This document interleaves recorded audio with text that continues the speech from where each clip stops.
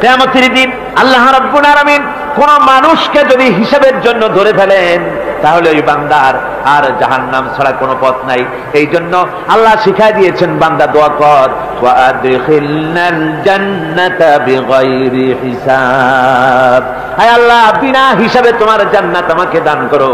আবার হুজুর দোয়া করেছেন, আল্লাহুম্মা হাসিবনি হিসাবান ইয়াসীরা, হে আল্লাহ তুমি আমার সহজ হিসাব নাও। পড়েন, আল্লাহুম্মা হাসিবনি হিসাবান ইয়াসীরা, হিসাবে ইয়াসির, সহজ হিসাব, হে আল্লাহ তুমি আমার সহজ হিসাব নাও। হাদিসের ব্যাখ্যা এসেছে সহজ হিসাব কি?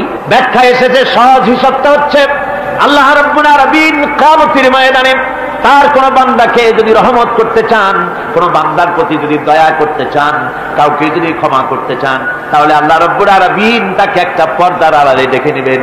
একটি পর্দার আড়ালে রেখে নিয়ে আল্লাহ পাক জিজ্ঞেস করবেন, বান্দা তুই কি এই গুনাহগুলি করেছিলি নাকি, এইটা এই সব গুনাহ করেছিস নাকি? আল্লাহ জিজ্ঞেস করবেন বান্দাকে, অবস্থাটা কেমন হবে চিন্তা করেন, বান্দা এইগুলি করেছিস নাকি? বান্দা ভয়তে থরথর করে কাঁপতে থাকবে, কলিজা ভয়তে কাঁপতে থাকবে, অস্থির হয়ে যাবে। সে স্বীকার করবে, রব্বুল আলামিন তুমি যা বলেছো আমি সব অন্যায় আমার দ্বারা হয়েছে, আমি বুঝতে পারি নাই, আমাকে মাফ করে দাও। রব্বুল আলামিন বান্দাকে বলবেন, যা বান্দা আমি তোকে মাফ করে দিলাম, আমার জান্নাতে চলে যা। সুবহানাল্লাহ সুবহানাল্লাহ। সুতরাং জাহান্নামের শাস্তি থেকে সব সময়ের জন্য আল্লাহর কাছে মাফ চাইতে হবে। ওয়াল্লাযীনা ইযা আনফাকু লাম ইউসরিফু ওয়া লাম ইয়াকতুরু ওয়া কানা বাইনা যালিকা কাওয়ামা। তাবারাকাল্লাযী জাআলা ফিস সামাই বুরুজাও ওয়া জাআলা ফিহা সিরাজাও ওয়া কামারাম মুনীরা ওয়া হুয়াল্লাযী জাআলাল লাইলা ওয়ান নাহারা খিলফাতান লিমান আরাদা আন ইয়াযাক্কারা আও আরাদা শুকুরা। সাদাকাল্লাহুল আযীম। অতীব বরকতশালী সেই মহান সত্তা যিনি আকাশ সমূহকে বুর্জ সমূহ দিয়ে যিনি সংস্থাপন করেছেন, বুর্জ স্থাপন করেছেন এবং তাতে একটি প্রদীপ স্থাপন করেছেন আর আলোকমণ্ডিত এক উজ্জ্বল চাঁদ স্থাপন করেছেন। ওয়াহুয়াল্লাযী জাআলাল লাইলা ওয়ান নাহারা খিলফা, আর তিনি রাত এবং দিনকে পরস্পরের স্থলাভিষিক্ত বানিয়েছেন। লিমান আরাদা আন ইয়াযাক্কারা আও আরাদা শুকুরা, তাদের জন্য যারা এর থেকে উপদেশ অর্জন করতে চায়, জ্ঞান লাভ করতে চায় এবং শুকর আদায় করতে চায়। শুকর আদায়কারীর জন্য, জ্ঞান অন্বেষণকারীদের জন্য আল্লাহ পাক এগুলি করেছেন। এখানে বুর্জ শব্দের অর্থ হচ্ছে প্রাসাদ বা সুদৃঢ় স্থাপত্য। প্রাচীন খগোল বিজ্ঞানে বুর্জ বলা হতো সেই 12টি কক্ষপথকে। কোন মুফাসসির এই বুর্জকে বলেছেন গ্রহকে বুর্জ হিসাবে তারা ব্যাখ্যা করেছেন। আসলে আল্লাহ রাব্বুল আলামিন তিনি মহাশূন্যকে যে কিভাবে সজ্জিত করেছেন, কত সুন্দরভাবে করেছেন, তার ব্যাখ্যা কোরআনে কারীমের বিভিন্ন জায়গায় এসেছে। আল্লাহ পাক বলছেন, ওয়ালাকাদ জাআলনা ফিস সামাই বুরুজাও ওয়া যায়্যানাহা লিন-নাযিরিন, আমি আকাশে বহু সংখ্যক সুদৃঢ় বুর্জ স্থাপন করেছি এবং দর্শকদের জন্য তা অত্যন্ত সুসজ্জিত করে, সুদৃশ্য করে আমি স্থাপন করেছি, সুন্দর করে স্থাপিত করেছি। মহাশূন্য, এর মধ্যে আল্লাহ পাক সৃষ্টি করেছেন অগণিত গ্রহ উপগ্রহ। কত গ্রহ আছে, কত উপগ্রহ আছে, বিজ্ঞানীদের কাছে আজও পর্যন্ত তার কোনো হিসাব মেলেনি। মহাশূন্যে আল্লাহ পাক, মহাশূন্যের মহাবিস্ময়। বর্তমান বিজ্ঞান ক্রমান্বয়ে আশ্চর্য হয়ে যাচ্ছে তাদের নতুন নতুন আবিষ্কারের মাধ্যমে, চিন্তা ভাবনার মাধ্যমে, যে মহাশূন্য আল্লাহ পাক মহাস্রষ্টা কি করে রেখেছেন একটি বিশাল এক বিস্ময়ের কারখানা। সেখানে রয়েছে মিল্কি ওয়ে, যাকে বলা হয় ছায়াপথ। বিজ্ঞানীরা বলেছেন প্রায় 20,000 কোটি তারকা রয়েছে এই মিল্কি ওয়ের ভেতরে, ছায়াপথের ভেতরে। আবার কেউ কেউ বলেছেন যে সেই তারকার সংখ্যা বলা সম্ভব হবে না, সমুদ্র সৈকতের বালুকণা গণা তবুও সম্ভব, কিন্তু আকাশের তারকারাজি গণা সম্ভব নয়। এখন আল্লাহ পাক সেই মহাশূন্যের ভেতরে সৃষ্টি করে রেখেছেন এই ছায়াপথ। ছায়াপথের ভিতরে আছে যে তারকাগুলি, বিজ্ঞানীরা বলেছেন যে এই তারকাগুলি এত বিরাট বিরাট তারকা আছে। আগে তো ওনারা বলেছিলেন পৃথিবীর চাইতে সূর্যটা হচ্ছে পৃথিবীর চাইতে 13 লক্ষ গুণ বড়। এই বিরাট সূর্য ছিল তাদের কাছে বিস্ময়। এখন তারা বলছেন না, মিল্কি ওয়ের ভিতরে যে সমস্ত তারকার সন্ধান আমরা পেয়েছি, সে সমস্ত তারকা এত বড় বড় বিরাট দানবের মতো, যে ওর এক একটা তারকার ভেতরে যে সূর্য পৃথিবীর চাইতে 13 লক্ষ গুণ বড়, এরকম অন্তত 3 কোটি সূর্যকে একটা তারকার মধ্যে ঢুকিয়ে দেওয়া যায়। সুবহানাল্লাহ, কি বিশাল কাণ্ড। এখন এই তারকা, এই গ্রহ এবং উপগ্রহ রাজি মহাশূন্যে সব পরিভ্রমণ করছে, কেউ কিন্তু দাঁড়িয়ে নাই। বিজ্ঞানীরা বলছেন, কেউ বলেছেন সূর্য ঘোরে, কেউ কয় না পৃথিবী ঘোরে, কেউ কয় না ওই চন্দ্র ঘোরে, কেউ কয় যে না আমরা মিলে সবাই ঘুরি। এখন আসলে বিষয়টা কি, কে ঘোরে আর কে ঘোরে না? আসল কথাটা নিতে হবে কোরআনের কাছ থেকে। কার কাছ থেকে? ওই চন্দ্র সূর্যের স্রষ্টা যিনি, মহাবিশ্বের স্রষ্টা যিনি, তিনি বলতে পারবেন যে আসলে ঘোরে কে। আল্লাহ রাব্বুল আলামিন বলেন, ওয়া কুল্লুন ফি ফালাকিন ইয়াসবাহুন। মহাশূন্যের পরে যা কিছু আছে সব সন্তরণশীল, সব গতিশীল, কেউ দাঁড়িয়ে নাই, সব সাঁতার কাটতেছে, সব ছোটাছুটি করছে। ছোটাছুটি করছে, তা আবার এত দ্রুত গতি, এক একটা যে গতির কথা আমরা চিন্তা করতে পারবো না। ভীষণ তীর্যক গতিতে সব ছুটছে তো ছুটছে, কিন্তু ওখানে আবার কোনো ট্রাফিক পুলিশ নাই। আছে নাকি ট্রাফিক পুলিশ? আমাদের দেশে রাস্তাঘাটে কত ট্রাফিক পুলিশ আর কত ট্রাফিক সিগন্যাল লাইট। একদিকে ট্রাফিক পুলিশের হাতছানি, আর একদিকে ট্রাফিক লাইটের চোখ রাঙানি। এরপরেও অ্যাক্সিডেন্টের অভাব নাই, ঠিক কিনা কর? বেচারা বেবি ট্যাক্সি, গরিব মানুষ রাস্তার এক পাশ দিয়ে যায়, আর ওই দত্তের মতো ট্রাক এসে এক ধাক্কা মারে, গরিব বেচারা বেবি ট্যাক্সি 3 ঠ্যাং উপরের দিকে দিয়ে রাস্তার পাশে বসে আল্লাহ আল্লাহ করে। আমাদের ট্রেন লাইনে অ্যাক্সিডেন্ট, ওই গাড়ির লাইনে অ্যাক্সিডেন্ট, এত কিছু থাকা সত্ত্বেও কিন্তু ওই মহাশূন্যে কোনো সিগন্যাল লাইট নাই, কোনো ট্রাফিক পুলিশ নাই।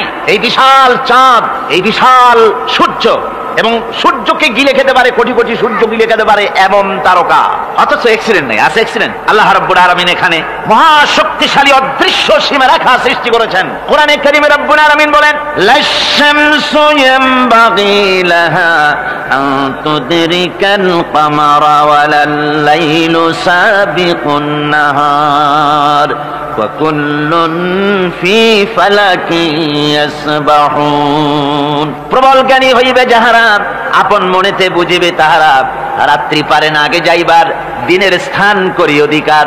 চন্দ্র বাঁধে না সূর্যের গায়েতে, সূর্য পারে না চন্দ্রকে ধরিতে। যার যে স্থান বহল রাখিয়া, ভ্রমণ করিছে খোদাকে ডরিয়া। সুবহানাল্লাহ বিহামদিহি। ইলা আজালিম মুসাম্মা, একটা নির্দিষ্ট সময় সীমা পর্যন্ত আপন আপন কক্ষপথে সব ছুটবে আর ছুটবে, কারো সঙ্গে কারো সংঘর্ষ হবে না। যেরকম সুবহানাল্লাহ। এরপরে ওই মহাশূন্যে অসংখ্য তারকারাজি আল্লাহ সৃষ্টি করে রেখেছেন। এত সুন্দর সুন্দর তারকা আল্লাহ বানিয়েছেন। আল্লাহ রাব্বুল আলামিন বলেন, ওয়ালাকাদ যায়্যানাস সামাআদ দুনিয়া বিমাসাবিহা ওয়া জাআলনাহা রুজুমান লিশ-শায়াতিন। এই দুনিয়ার আকাশখানিকে তারকা প্রদীপ দিয়া সাজায় রেখেছি মনের মতন, দেখো তুমি তাকাইয়া, কি সুন্দর করে তারকাগুলি বানিয়ে রাখলাম, তাকিয়ে দেখো। বিজ্ঞানীরা বলেছেন, এমন এমন অনেক তারকা আছে যা আমরা চোখে দেখি না, খালি চোখে ধরা পড়ে না। ওই তারকা এত ঊর্ধ্বে, ওই তারকা যেদিন তৈরি করা হয়েছে সেদিন থেকে নিয়ে আজ পর্যন্ত ওই তারকাগুলির আলো পৃথিবীর মাটি স্পর্শ করে নাই। সুবহানাল্লাহ। অথচ আলোর গতি হচ্ছে প্রতি সেকেন্ডে 1,86,000 মাইল। এই এর সেকেন্ড এক, আপনার একে বলা হয় লাইট ইয়ার, আলোক বর্ষ। এই হিসাবের সেকেন্ড, এই হিসাবের মিনিট, এই হিসাবের সপ্তাহ, মাস এবং বর্ষ, এরকম অসংখ্য লাইট ইয়ার, আলোক বর্ষ চলে গিয়েছে, আজও পর্যন্ত সেই তারকার আলো পৃথিবীর মাটি স্পর্শ করে নাই। তাহলে সেই তারকা কোথায়? সুবহানাল্লাহ পড়ে। যারা একটু আল্লাহরে গালি দিতে পারে, একটু আল্লাহ এবং ইসলামকে অস্বীকার করতে পারে, তারা আবার হিরো হয়ে যায়। দেখছেন না অবস্থা? হিরো হয়ে যায়। ওরা বলে আল্লাহ নাই, আকাশ দেখে বলে যে মহাকাশ, আসলে তো মহাকাশ না, ওটা অনেক দূরে, তাই নীলা নীলা দেখা যায়, অন্ধকার অন্ধকার, ওরকম নীল রঙের দেখা যায়, আসলে আকাশ বলতেও কিছু নাই। এরপরে ইউরি গ্যাগারিন, যিনি প্রথম মহাশূন্য পরিভ্রমণ করেছিলেন, তিনি মহাশূন্য পরিভ্রমণ করে ফিরে এসে বলেছিলেন, মহাশূন্য পরিভ্রমণ করে ফিরে এলাম। মুসলমানেরা যাকে আল্লাহ বলে, খ্রিস্টানের যাকে গড বলে, আল্লাহ আর খ্রিস্টান সেই গডের অস্তিত্ব লক্ষ লক্ষ মাইলের কোথাও দেখি নাই, পাই নাই। আমি বলি, বেকুব, আল্লাহরে তুমি দেখবা? তুমি তো তোমার নিজের শরীরও দেখো না। তোমার মাথাটার পেছনটা দেখতে কেমন, তোমার পিঠটা দেখতে কেমন, তোমার বডির একদম পেছনের অংশটা দেখতে কেমন, তাকে জিন্দিগিতে আয়না ছাড়া দেখতে পেরেছো কোনোদিন? নিজের শরীরে দেখতে পাও না, আর শরীরের স্রষ্টা মহান আল্লাহকে দেখতে চাও, দারুণ দুঃসাহস পোষণ করতেছে। আল্লাহ পাকের ওই মহান সৃষ্টি, এই বিশাল সৃষ্টির তুলনায় আমাদের অবস্থান কোথায়? আমাদের অবস্থান হচ্ছে মহাসমুদ্রের ভিতরে কাগজ দিয়ে নৌকা বানায় যদি ছেড়ে দেওয়া যায়, তো মহাসমুদ্রে কাগজের নৌকাটার যে অবস্থা, এই আল্লাহর মহাবিশ্বে মহাশূন্যের ভেতরে স্পেস, মহাশূন্য আল্লাহর মহাসৃষ্টি, এর ভেতরে আমাদের অবস্থানও আটলান্টিক মহাসাগরে কাগজের নৌকাটা যেমন, আমাদের পৃথিবীর অবস্থাটা তেমন। সুবহানাল্লাহ, আল্লাহ কত বিরাট! সুবহানাল্লাহ। আমার বন্ধুগণ, আল্লাহ পাক বলছেন যে এইভাবে করে আমি চন্দ্র সৃষ্টি করেছি এবং সূর্য সৃষ্টি করেছি। ওয়াজআলা ফিহা সিরাজা ওয়া কামারাম মুনীরা, সেখানে একটা প্রদীপ আমি জ্বালিয়েছি, সেই প্রদীপটা হচ্ছে সূর্য। এই সূর্যটা হচ্ছে বিশাল, যা পৃথিবী থেকে 9,30,00,000 মাইল দূরে যে সূর্য অবস্থান করছে, এত দূরে থাকা সত্ত্বেও এই সূর্যের দিকে মানুষ খালি চোখে তাকাতে পারে না, এত উত্তপ্ত। সূরা নাবার মধ্যে আল্লাহ বলেছেন এটাকে ওয়াজআলনা সিরাজান ওয়াহাজা, উত্তপ্ত, অতি উজ্জ্বল, অতি উত্তপ্ত প্রদীপ এই সূর্যটাকে আল্লাহ বলেছেন। তার তাপ এত বেশি যে পৃথিবীর কোন কোন জায়গায় সূর্যের তাপ 140 ডিগ্রি ফারেনহাইট পর্যন্ত উঠে যায়, এত তাপ হয়। তো এই সূর্যের দিকে মানুষ যদি খালি চোখে তাকায়, তাহলে তার চোখের দৃষ্টিশক্তি বিনষ্ট হয়ে যাওয়ার সম্ভাবনা থাকে। এই সূর্য দিয়ে আল্লাহ পাক ফসল পাকান, এই সূর্য দিয়ে জীবকুলের প্রাণ শক্তির সঞ্চার করেন আল্লাহ পাক। এই সূর্য, বিজ্ঞানীরা বলেছেন, একটা বই আছে, লেখকের নাম আমার মনে নাই, man does not stand alone. এই বইয়ের ভিতরে এই বিজ্ঞানী লিখেছেন, আল্লাহর সৃষ্টি রহস্য সম্পর্কে লিখেছেন যে সূর্য যেখানে এখন আছে, স্রষ্টা নিশ্চয়ই একজন আছেন, তিনি বলছেন যে সূর্য যেখানে আছে ওখান থেকে যদি কিছু নিচে নেমে আসতো সূর্য, তাহলে গোটা পৃথিবী পুড়ে ছাই হয়ে যেত। আর যেখানে আছে ওখান থেকে যদি কিছু উপরে উঠে যেত, গোটা পৃথিবী হিম শীতলতায় গোটা পৃথিবী ফ্রিজ হয়ে যেত। অথচ একটা মাপা একটা জায়গায় আল্লাহ পাক এই সূর্যকে রেখেছেন। সুবহানাল্লাহ পড়ে। আবার চন্দ্রকেও এমন একটা মেজারমেন্ট করা জায়গা আল্লাহ রেখেছেন, এই চন্দ্র যদি উপরে উঠে যেত, যেখানে আছে সেখান থেকে গোটা পৃথিবীটা মরুভূমি হয়ে যেত। আর যেখানে আছে সেখান থেকে যদি নিচে নেমে আসতো কিছুটা, তাহলে গোটা পৃথিবী বন্যায় প্লাবনে গোটা পৃথিবী ভেসে চলে যেত। সুবহানাল্লাহ বিহামদিহি। এই চন্দ্রকে আল্লাহ পাক এভাবে রেখেছেন, সূর্যকে এভাবে রেখেছেন। আবার এই সূর্যের রয়েছে অতি বেগুনি রশ্মি, সেই অতি বেগুনি রশ্মি যেন এমন একটা পাওয়ার আছে সূর্যের, যে সূর্যের তাপ যদি পৃথিবীর মানুষ গায়ে লাগে, ওই রশ্মিটা যদি লাগে, সৃষ্টি জগতের ক্যান্সার হবে, সৃষ্টি জগৎ মরে যাবে, বাঁচতে পারবে না, অসুখ করবে। সেজন্য ওজোন স্তর একটা আল্লাহ বানিয়ে রেখেছেন, ওজোন একটা স্তর, যেটাকে বিজ্ঞানীরা এখন বলছেন গ্রিন হাউস এফেক্ট। এই ওজোন স্তরে ফাটল ধরেছে, বিজ্ঞানীরা লক্ষ্য করেছেন ওজোন স্তরে ফাটল ধরে সূর্যের সেই ক্ষতিকারক পাওয়ারটা পৃথিবীর মাটির কাছে চলে আসতেছে। এখন এটাকে ঠেকাবার ব্যবস্থা করা হচ্ছে। আমার বন্ধুগণ, এটা কেন হচ্ছে? আল্লাহ রাব্বুল আলামিন বলেন, ওয়ামা আসাবাকুম মিন মুসিবাতিন ফাবিমা কাসাবাত আইদিকুম, তোমাদের উপরে যত বিপদ আছে, মুসিবত আছে, সব তোমাদের হাতের কামাই করা, দুই হাতের কামাই করা, দু হাত দিয়ে যা কামাই করেছো তার ফল তোমাদের পেতে হচ্ছে। গ্রিন হাউস এফেক্ট কেন হলো? কারণ হচ্ছে আমাদের গাড়ি থেকে যে কার্বন ডাই অক্সাইড, কালো ধোঁয়া আমরা বের করি, আমাদের মিল কলকারখানা থেকে যে চিমনি থেকে কালো ধোঁয়া বের হয়, এগুলিকে শোষণ করার জন্য, এগুলিকে নষ্ট করার জন্য হলো গাছ। গাছ হলে মানুষের বন্ধু। আমরা জনমের মতো গাছ কাটি, লাগাই না।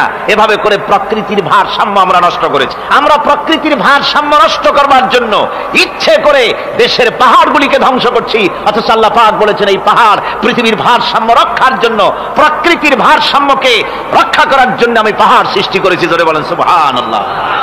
মানুষ এভাবে নিজের সর্বনাশ নিজেই করতেছে। আল্লাহ পাক বলছেন, এভাবে করে আমি সবকিছুকে একটা সুন্দর পদ্ধতিতে সৃষ্টি করেছি। আর ওই যে আলোকমণ্ডিত চাঁদ, ওই চাঁদ সম্পর্কে প্রশ্ন তুলেছে কাফেরেরা, যে চাঁদটা কি? ওয়ায়াসআলুনাকা আনিল আহিল্লাম কুল হিয়া মাওয়াকিতু লিন্নাস। আল্লাহ রাব্বুল আলামিন বলেন, নবী আপনাকে প্রশ্ন করা হয় চাঁদের ক্রমবর্ধমান এবং ক্রমহ্রাস সম্পর্কে, যেটা কি আপনি তাদেরকে বলে দেন, আমি এই চাঁদকে একটা প্রাকৃতিক ক্যালেন্ডার বানায়া, চিরস্থায়ী ক্যালেন্ডার বানিয়ে তাম পৃথিবীর মানুষের জন্য আকাশে ঝুলায় রেখেছি, মহাশূন্যে টানায় রেখেছি, যেন প্রতিদিন রাত্রি বেলায়, দিনের বেলায়, রাতের বেলায় তারা দিন রাত মাস বছর গণনা করতে পারে। এই জন্য বিনা পয়সার একটা ক্যালেন্ডার আমি ঝুলায় রাখছি। ধরে বলেন সুবহানাল্লাহ। এমনি করে চাঁদ এবং সূর্যকে আমি সৃষ্টি করে দিই। আল্লাহ পাক বলেন, وهو الذي جعل الليل والنهار خلفة لمن أراد أن يذكر أو أراد شكورا। আর আমি দিন এবং রাতকে একে পরস্পরের স্থলাভিষিক্ত বানিয়েছি যারা শুকর আদায় করবে আর যারা এর দ্বারা জ্ঞান অর্জন করবে তাদের জন্য। অর্থাৎ তারা এগুলি দেখে মনে করবে যে এগুলি খালি খালি না, এই যে রাত আসতেছে দিন আসতেছে, দিন এবং রাত্রের এই যে পরিবর্তনটা এর মধ্যে রয়েছে নিদর্শন। সূরা আলে ইমরানের মধ্যে আল্লাহ পাক বলেন, ইন্না ফি খালকিস সামাওয়াতি ওয়াল আরদি ওয়াখতিলাফিল লাইলি ওয়ান নাহার লাআয়াতিন লিউলিল আলবাব। যারা নিশ্চয়ই আমার এই সৃষ্টি রহস্য সম্পর্কে দিন এবং রাতের পরিবর্তনের ব্যাপারে যারা চিন্তা করে গবেষণা করে তাদের জন্য আমি অনেক কিছু চিন্তার বিষয়ের মধ্যে রেখে দিয়েছি। তারা এসব আমার সৃষ্টি নৈপুণ্যতা দেখে তারপরে তারা হতবাক বিস্ময় বিমুখ হয়ে তারা বলে, এগুলি দেখে আর বলে, আল্লাযীনা ইয়াযকুরুনাল্লাহা কিয়ামান ওয়া কুউদান ওয়া আলা জুনুবিহিম ওয়া ইয়াতাফাক্কারুনা ফি খালকিস সামাওয়াতি ওয়াল আরদ। তারা বসা অবস্থায় দাঁড়ানো অবস্থায় আমার প্রশংসা করে আর বলে, রব্বানা মা খালাকতা হাযা বাতিলান সুবহানাকা ফাকিনা আযাবান নার। আয় আল্লাহ পাক, তুমি কোনো কিছু খেল তামাশার বিষয়বস্তু করে তৈরি করো নাই, অতএব জাহান্নামের শাস্তি থেকে তুমি আমাকে রক্ষা করো। আল্লাহর নবী বলেছেন, আল্লাহর সৃষ্টি নৈপুণ্যতা সম্পর্কে যদি কোনো বান্দা 1 ঘন্টা চিন্তা করে, 1 ঘন্টা যদি গবেষণা করে চিন্তা করে, রব্বুল আলামিন তার আমলনামায় 60 বছরের নফল ইবাদতের সওয়াব লিখে দেন। জোরে বলেন সুবহানাল্লাহ। আল্লাহ পাক এই সমস্ত কথা বলে এখন ওই ফর্মুলা বলতেছেন যে আসলে আমার বান্দা হওয়ার জন্য, খাঁটি বান্দা হওয়ার জন্য তার কয়েকটি বৈশিষ্ট্য থাকতে হবে। আল্লাহ পাক এখানে 8টি বৈশিষ্ট্য বর্ণনা করেছেন। আল্লাহর খাঁটি বান্দা হওয়ার জন্য বৈশিষ্ট্য কয়টা লাগবে? 8টি। বেহেশত কয়টা? বেহেশত কয়টি? আল্লাহ পাক বৈশিষ্ট্য বানিয়েছেন 8টি। এখানে 8টি বৈশিষ্ট্যের কথা বলা হয়েছে। মহান আল্লাহ রাব্বুল আলামিন বলেন, ওয়া ইবাদুর রাহমানিল্লাযীনা ইয়ামশুনা আলাল আরদি হাওনান ওয়া ইযা খাতাবাহুমুল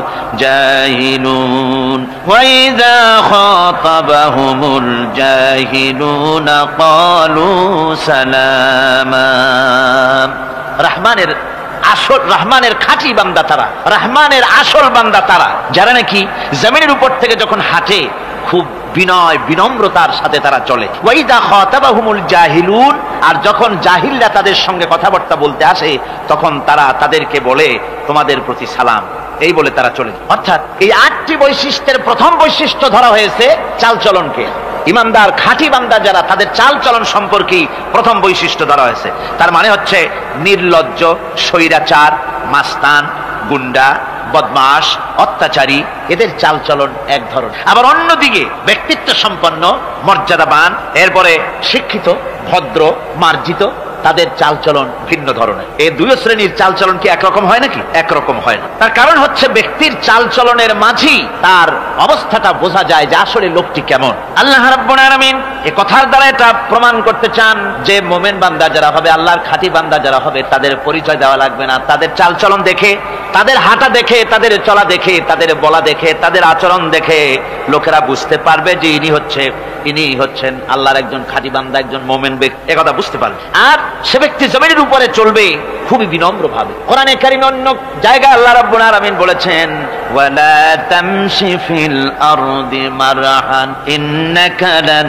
তাখরিকাল আরদা ওয়া লান তাবলুগাল জিবালা তুলা।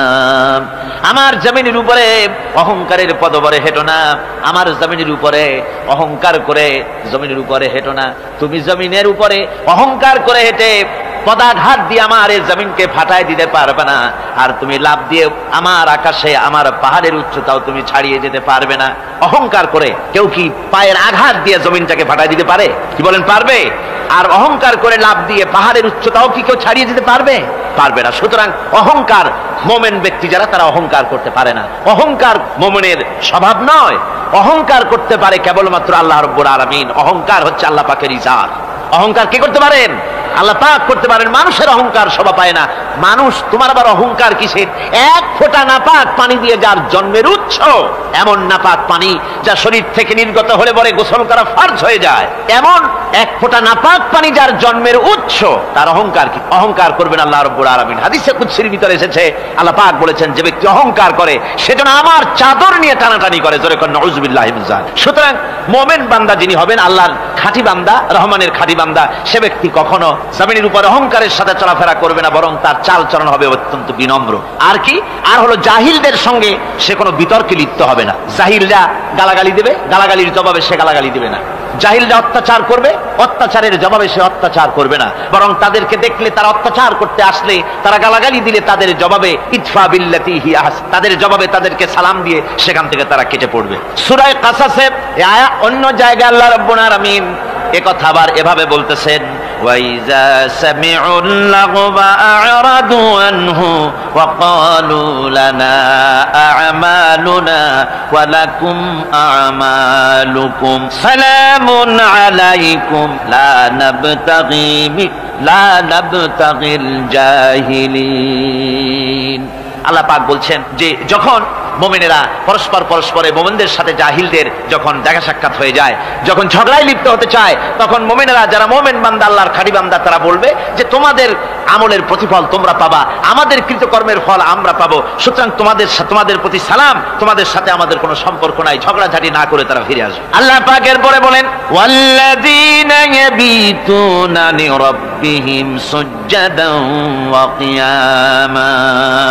রহমানের খাঁটি বান্দা তারাই আরেকটি বৈশিষ্ট্য, তাদের এই 2 নম্বরের বৈশিষ্ট্য এবার বলা হচ্ছে। রহমানের আল্লাহর খাঁটি বান্দার 2 নম্বরের বৈশিষ্ট্য যেটা, সেটা হচ্ছে এই যে তারা রাত কাটায় তার রবের হুজুরে আল্লাহর দরবারে সেজদা দিয়ে দাঁড়িয়ে থেকে কান্দাকাটি করে তারা রাত গুজরান করে। জোরে বলেন সুবহানাল্লাহ। আর এর বিপরীত যারা, তারা রাত কাটায়, রাতের বেলা মদ, জুয়া, সিনেমা, গান বাজনা, অশ্লীলতা, নাটক, হাবিজাবি গল্প গুজব করে তারা তাদের রাত কাটায়। আর যারা মুমিন বান্দা, আল্লাহর বান্দা, যারা খাঁটি বান্দা, তারা এই রাত তারা আল্লাহর ইবাদতের ভিতর থেকে কান্দাকাটির মধ্য দিয়ে দাঁড়িয়ে দাঁড়িয়ে অথবা সেজদার ভিতরে তারা তাদের রাত কাটিয়ে দেয়। কোরআনে কারীমে আল্লাহ রাব্বুল আলামিন একথা এভাবে বলেছেন, তাতাজাফা জুনুবুহুম আনিল মাদাজি ইয়াদউনা রাব্বাহুম খাওফান ওয়া তামআম। আমার মুমিন বান্দারা তাদের পার্শ্বদেশ এবং পৃষ্ঠদেশ বিছানার উপরে বেশি রাত থাকে না। তারা তাদের রবের প্রতি, রবের ভয়, আল্লাহর ভয়, আশা এবং আশা পোষণ করে, আর তারা আল্লাহকে ভয় করে তারা বিছান থেকে নিজের পিঠকে আলাদা করে নিয়ে তারা রাতের বেলায় আমার কাছে কান্দে, আমার কাছে দোয়া করে, তারা কান্দে, ইবাদত করে। সূরা যারিয়াতের ভিতরে রব্বুল আলামিন বলতেছেন, কানু কালিলাম মিনাল লাইলি মা ইয়াহজাউনা ওয়া বিল আসহারি হুম ইস্তাগফিরুন।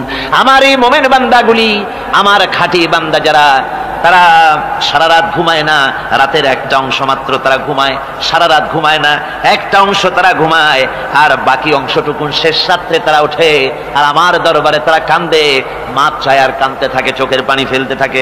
আল্লাহ রাব্বুল আলামিন শেষ রাত্রে প্রথম আকাশে আসেন।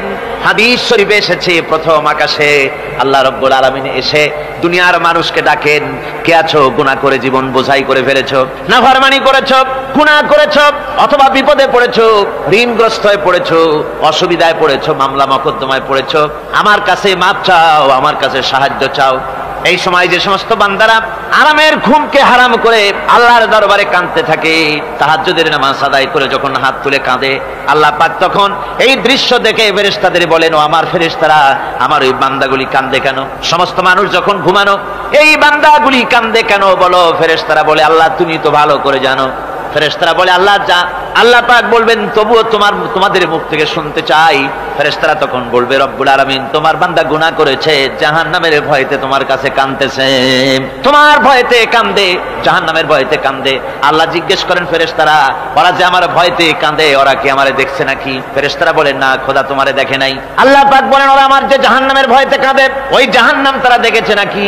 ফেরেশতারা বলে, না আল্লাহ, তোমার জাহান্নাম ওরা দেখে নাই, তোমার বেহেশত কিছুই দেখে নাই। আল্লাহ পাক বলেন, ও আমার ফেরেশতারা, এই বান্দাগুলি আমার দুজক দেখে নাই, আমাকে দেখে নাই, হাসর মিজান সিরাত কিছুই দেখে নাই, শুধু কোরআনের কথা শুনে, আমার নবীর কথা শুনে, আমার কোরআনের কথা শুনে বিশ্বাস করে আরামের ঘুমকে হারাম করে কিভাবে কাঁদতেছে তাকায় দেখ। আমার রহমতের দরিয়ায় জোশ মেরে গেছে, তোরা সাক্ষী থেকে যা, আমার ওই ক্রন্দনরত বান্দাগুলিকে আমি আল্লাহ মাফ করে দিলাম। আমার ভাইরা, আল্লাহ পাক বলেন আম্মান হুয়া কানিতুন আনা আল-লাইলি সাজিদাও ওয়া কাইমা। আল্লাহ রাব্বুল আলামিন বলেন সিজদার ভিতরে আর দাঁড়ানোর ভিতরে আমার এই বান্দাগুলি আখিরাতে আমার সঙ্গে দেখা করা লাগবে এই ভয়তে, জাহান্নামের ভয়তে তারা কান্দে, এভাবে কাঁদতে থাকে।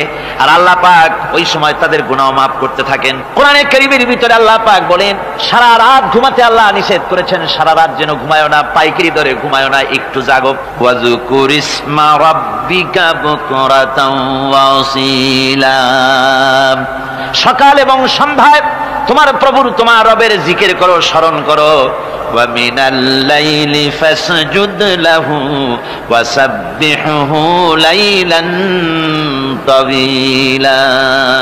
তোমার রাতের বেলায় রাতের একটা অংশ সিজদায় অবনত হও, আর রাতের দীর্ঘ সময় ঘুমায় থেকো না, হয় একটা লম্বা সময় ঘুমাও, কিন্তু একটা অংশ রাখো যে সময় তুমি আমার দরবারে সিজদায় পড়ে যাবে, কাঁদবে। আমার বন্ধুগণ, রাতটা ওয়াজআলনাল লাইলা সুবাতা, আল্লাহ রাব্বুল আলামিন ওয়াজআলনা সুবাতা ওয়াজআলনান নাওমা সুবাতা ওয়াজআলনাল লাইলা লিবাসা, ঘুমকে বানাইছেন আল্লাহ শান্তির বাহন, আর রাতকে করেছেন আচ্ছাদন। রাতকে কি করেছেন? আচ্ছাদন। রাতকে একটা পর্দা লাগিয়ে দিয়েছেন, রাতের পর্দা। যেহেতু প্রেম ভালোবাসা ঢোল পিটায় করা যায় না, ঢোল পিটায় প্রেম করা যায় যায় না, মানুষকে দেখায় দেখায় প্রেম ভালোবাসা করা যায় না। এটা হলো দুনিয়ার রীতিনীতি, দুনিয়ায় যেটা মানুষেরা করে। আসল সবচাইতে বড় ভালোবাসার পাত্র হলেন আল্লাহ, মাশুক হলেন আল্লাহ, আশেক হলো মানুষ। আশেক এবং মাশুকের ভিতরে প্রেম বিনিময় হবে, ভালোবাসার আদান প্রদান হবে, কথোপকথন হবে। এজন্য দিনের কোলাহলপূর্ণ অবস্থায় তা হয় না বলে রব্বুল আলামিন বলেন আমি তোমাদের জন্য রাতকে একটা আচ্ছাদন, একটা পর্দা বানায় দিয়েছি। এই রাতের পর্দার ভিতরে থেকে আমারে ডাকো, আমাকে আমার কাছেই তুমি আমাকে ডাকো, একটা লম্বা সময় নিয়ে আমাকে বলতে থাকো, আমাকে ডাকতে থাকো। আল্লাহ পাক তার নবীকেও বলেছেন ইয়া আইয়ুহাল মুযাম্মিলু কুমিল লাইলা ইল্লা কালিলা। হে চাদর আচ্ছাদিত ব্যক্তি, রাত্রিকালে সালাতে দণ্ডায়মান থাকো, কিন্তু কম, সারা রাত জাগার দরকার নেই। একটা অংশ জাগো যখন তুমি আমার জন্য কাঁদবে, আমার জন্য সিজদায় পড়ে থাকবে। রাসূল পাক সাল্লাল্লাহু আলাইহি সাল্লাম তাহাজ্জুদের নামাজে সিজদায় পড়ে থাকতেন, রাতে ঘন্টার পর ঘন্টা চলে যেতেছে। হযরত আয়েশা বলেন আমি মনে করতাম সিজদায় এমন ভাবে রাসূল পড়েছেন আর ওঠেন না, আমার মনে হতো হুজুর বুঝি ইন্তেকাল করে গেছেন। আমি রাসূলের পায়ের আঙ্গুল ধরে আস্তে করে চাপ দিতাম, হুজুর তাতে একটু ব্যথা পেয়ে আঙ্গুল নাড়া দিতেন, তখন আমি মনে করতাম আল্লাহর নবী বিদায় হন নাই, বেঁচে আছেন। আবার কখনো দাঁড়িয়ে দাঁড়িয়ে নামাজের ভিতরে তেলাওয়াত করতে করতে রাত শেষ হয়ে যেত, আমার মনে হতো এই দাঁড়ানো থেকে হুজুর বুঝি আর রুকুতে যাবেন না। আবার যখন রুকুতে যেতেন মনে হতো এই রুকু থেকে আর বুঝি সেজদায় যাবেন না। আবার যখন সেজদায় যেতেন মনে হতো এই সেজদা থেকে রাসূল বুঝি আর উঠবেন না। সুবহানাল্লাহ। সাহাবায়ে কেরাম জিজ্ঞেস করতেন হে রাসূল, হযরত আয়েশা জিজ্ঞেস করে হে রাসূল আপনি এত কাঁদেন কেন, এত ইবাদত করেন, এত রাত জাগেন? হযরত আয়েশা বলেছেন আল্লাহ নবী দাঁড়িয়ে দাঁড়িয়ে তেলাওয়াত করতে করতে, দাঁড়িয়ে দাঁড়িয়ে নামাজ পড়তে পড়তে পাও মোবারক, কদম মোবারক এমন ভাবে ফুলে যেত সকাল বেলায় জুতার মধ্যে পাও ঢুকতো না। সুবহানাল্লাহ। এইভাবে রাসূল পাক কষ্ট করতেন। জিজ্ঞাসা করতে এত ইবাদত কেন করেন? আপনার তো আগের পিছের সমস্ত গুনাহ আল্লাহ মাফ করেছেন, কোনো গুনাহ আপনার নাই, তবু আল্লাহ বলে দিয়েছেন নবী আপনার আগের পিছের সব মাফ, তারপরেও এত কাঁদেন কেন? আল্লাহর নবী বলেছেন ও সাহাবীরা, আমার স্ত্রীরা শোনো, আমি কি আমার বান্দার, আমি আমার আল্লাহর শুকরগুজারকারী বান্দায় কি আমি পরিণত হব না? যে আল্লাহ আমাকে এত নিয়ামত দিয়েছেন, আমি কি সেই আল্লাহর শুকরগুজার হব না? রাসূলুল্লাহ এভাবে কাঁদতেন। সুতরাং প্রত্যেকটি মুসলমানকে রাতের বেলায় আল্লাহর দরবারে হাত তুলে কাঁদতে হবে, মোনাজাত করতে হবে, রব্বুল আলামিন যে গুনাহ করেছি, আমি যত গুনাহ করেছি, আমাকে তুমি নিয়ামত যা দিয়েছো এই নিয়ামত তুমি না দিলেও পারতে, তুমি দয়া করে দিয়েছো। এভাবে যদি মানুষ কাঁদে আল্লাহ এই অপরাধ করেছি, অপরাধের কথা যদি স্মরণ করে আর কাঁদতে থাকে, আল্লাহ রব্বুল আলামিনের রহমত তার উপরে তখন পড়তে থাকে। আর এই তাহাজ্জুদ গভীর রাতের কান্দাকাটি, এই জন্য আল্লাহ পাক বলেন এর আসল ব্যাপারটা হলো ইন্না নাশিআতাল লাইলি হিয়া আশাদ্দু ওয়াতআন ওয়া আকওয়ামু কিলা। আসল ব্যাপার হলো এই প্রকৃতপক্ষে রাতের বেলায় যে নামাজটা হয়, শয্যা ত্যাগ করে মানুষ যে নামাজ পড়তে দাঁড়ায়, এতে করে তার আত্মসংযমের ট্রেনিং হয়ে যায়, আল্লাহর সঙ্গে মহব্বত কায়েম হয়ে যায়। ইসলামী আন্দোলনের বিজয়ের জন্য কর্মীদের এটা সবচাইতে বড় ওষুধ। শুধু হরতালের প্রোগ্রাম দিয়া, শুধু মিছিলের প্রোগ্রাম দিয়া ইসলামী আন্দোলন বিজয় কোনো কালে হয় নাই আর হবেও না। এজন্য আন্দোলন যারা করে তাদেরকে গভীর রাত্রে উঠতে হয়, নফল রোজা রাখতে হয়, আর গভীর রাত্রে তেলাওয়াত করতে হয়, কাঁদতে হয় আল্লাহর কাছে, তা না হলে আন্দোলনের বিজয় হওয়া সম্ভব নয়। আমার বন্ধুগণ, আমরা জেনেছি ইতিহাসে আছে লাল সালু একটা বই পড়ানো হয়, কলেজে পড়ানো হয়, আপনার নাম শোনেন নাই? এই বইটা আমাকে একজন প্রফেসর এই চট্টগ্রামের আমাকে দেখতে দিলেন, আমি দেখলাম তার মধ্যে তিনি ইসলামের ব্যাপারে এত বিদ্বেষ ছড়িয়েছেন। এক জায়গায় তিনি লিখতে গিয়ে লিখেছেন, আমি পড়লাম, নিজে পড়েছি, যে দেশে যত টুপি দেখা যায় জমিনে এত শস্য হয় না।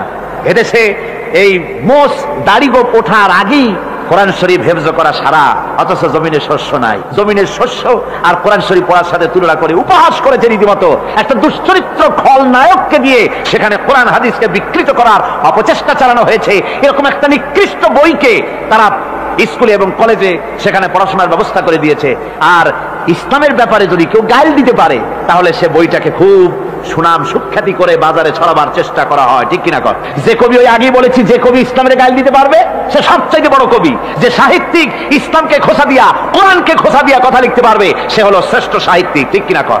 আর এই খ্রিস্টান জগৎ, ইহুদি জগৎ, তারা ইসলামকে আর মুসলমানদেরকে গালাগালি করার জন্য সব সময় মুসলমান নামের কুলাঙ্গারদেরকে বেছে নেয়। যেমন নবুয়াতের উপরে হামলা চালাতে হবে, সেজন্য এই পৃথিবীর নিকৃষ্ট কাফের গোলাম মোহাম্মদ কাদিয়ানির মতো একটা নিকৃষ্ট কাফেরকে তারা বেছে নিয়েছে, নাউজুবিল্লাহ, তার নাম একটা মুসলমানি নাম। আবার আমাদের দেশে আল্লাহকে, রসুলকে গালি দিতে হবে, দাউদ হায়দারের মতো একটা জাহান্নামের কীটকে তারা বেছে নিয়েছে মুসলমান নামে। আবার রসুলকে গালি দিতে হবে, হযরত আয়েশা সিদ্দিকা রাদিয়াল্লাহু তাআলা আনহাকে গালি দিতে হবে, সেজন্য মুসলমান নামের কলঙ্ক সালমান রুশদি নামক এক শয়তানকে এই ইহুদিরা বেছে নিয়েছে, ঠিক কিনা কর?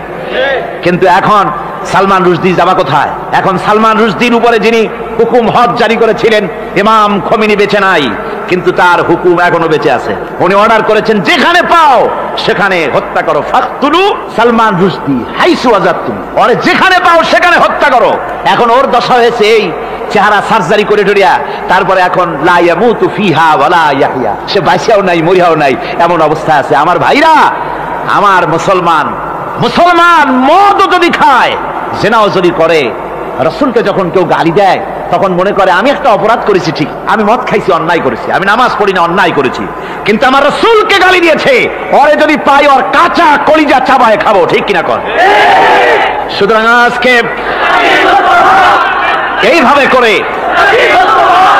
আমার দেশের শিক্ষা ব্যবস্থাকে নষ্ট করা হয়েছে এই ধরনের বই পড়িয়ে। এবং এক শ্রেণীর শিক্ষক আছেন যারা কলেজ ইউনিভার্সিটিতে অপ্রাসঙ্গিকভাবে ইসলামকে গালাগালি করে, আল্লাহকে গালি দেয়, ইসলামকে গালি দেয়, মুসলমানদেরকে গালি দেয়। বরদাস্ত করতে পারি না। বলি, বন্ধুরা, ইসলাম যদি ভালোই না লাগে তাহলে নামটা মুসলমানি নাম রাখছেন কেন? ঘোষণাটা দিয়ে দেন, আমরাও জানাজা না পড়াবার হাত থেকে বেঁচে যাই, ঠিক কিনা? সুতরাং এরা ওই জায়গায় বসে আছে আমাদের সন্তানদের মস্তিষ্ককে বিকৃত করার জন্য। আল্লাহ রাব্বুল আলামিন বলেন এভাবে করে, ওয়াল্লাযীনা লা ইয়াদউনা মা'আল্লাহি ইলাহান আখারা ওয়া লা ইয়াকতুলুনান নাফসাল্লাতী হারামাল্লাহু ইল্লা বিল হক, তারা হত্যা থেকে বিরত থাকে, মানুষকে হত্যা করে না। ওয়া মান ওয়ালা ইয়াজনুন, আর তারা ব্যভিচার করে না, জিনা ব্যভিচার করে না। জিনা ব্যভিচার সম্পর্কে কোরআন শরীফ বলছে, ওয়ালা তাকরাবুজ জিনা ইন্নাহু কানা ফাহিশাতান ওয়া সাআ সাবিলা। জিনা করা তো দূরের কথা, আল্লাহ পাক বলছেন জিনার নিকটবর্তী হয় না। জিনার নিকটবর্তী মানুষ হয় কিভাবে? জিনার নিকটবর্তী হওয়ার জন্য কতগুলি উপকরণ এবং উপাদান আছে। তা হচ্ছে অশ্লীল নৃত্য গীত, তা হচ্ছে যৌন আবেদনমূলক পত্র পত্রিকা, তা হচ্ছে অশ্লীল ছায়াছবি, তা হচ্ছে নারী সৌন্দর্যের প্রদর্শনী। এই সব জিনিসগুলি মানুষকে জেনার দিকে আকৃষ্ট করে। এসব কি আমাদের সমাজে চালু আছে? আমাদের সমাজে আছে? তো জেনার উপকরণ কি কি বললাম? জেনার উপকরণ হচ্ছে সহশিক্ষা, জেনার উপকরণ হচ্ছে নারীর সৌন্দর্য প্রদর্শনী, জেনার উপকরণ হচ্ছে অশ্লীল পত্র পত্রিকা এবং অশ্লীল ছায়াছবি। এগুলি মানুষকে জেনার দিকে আকৃষ্ট করে, উদ্বুদ্ধ করে। এসব আমাদের সমাজে চালু আছে। ব্যাঙ্গের ছাতার মতো ভিডিও ক্লাব চালু হয়েছে শহরের কোনায় কোনায়, রাস্তার মোড়ে মোড়ে, আর এ দিয়ে ছবি এনে মানুষ দেখতে থাকে আর চরিত্র নষ্ট হতে থাকে।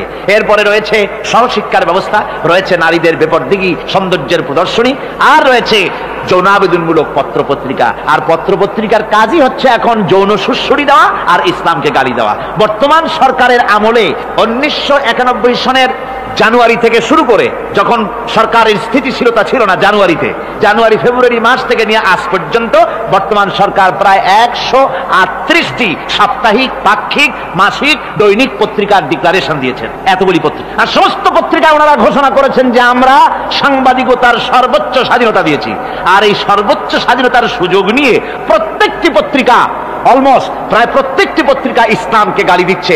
আর কিছু পত্রিকা সমাজে চালু হয়েছে, বাংলাদেশে চালু হয়েছে ভারতের রয়ের টাকায়। ভারতের রয়ের টাকা দিয়ে যে পত্রিকা, দৈনিক এবং সাপ্তাহিক পত্রিকা চালু হয়েছে, তার ভিতরে রয়েছে দৈনিক ভোর এবং আজকের কাগজ, সাপ্তাহিক পূর্বাভাস।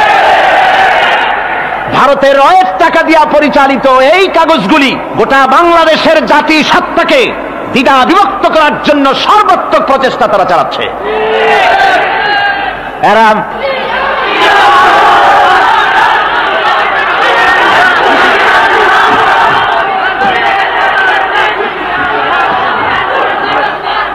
আমার বন্ধুগণ, এ ধরনের একটানা প্রয়োজন হলে সব নাম আমরা তুলে ধরবো।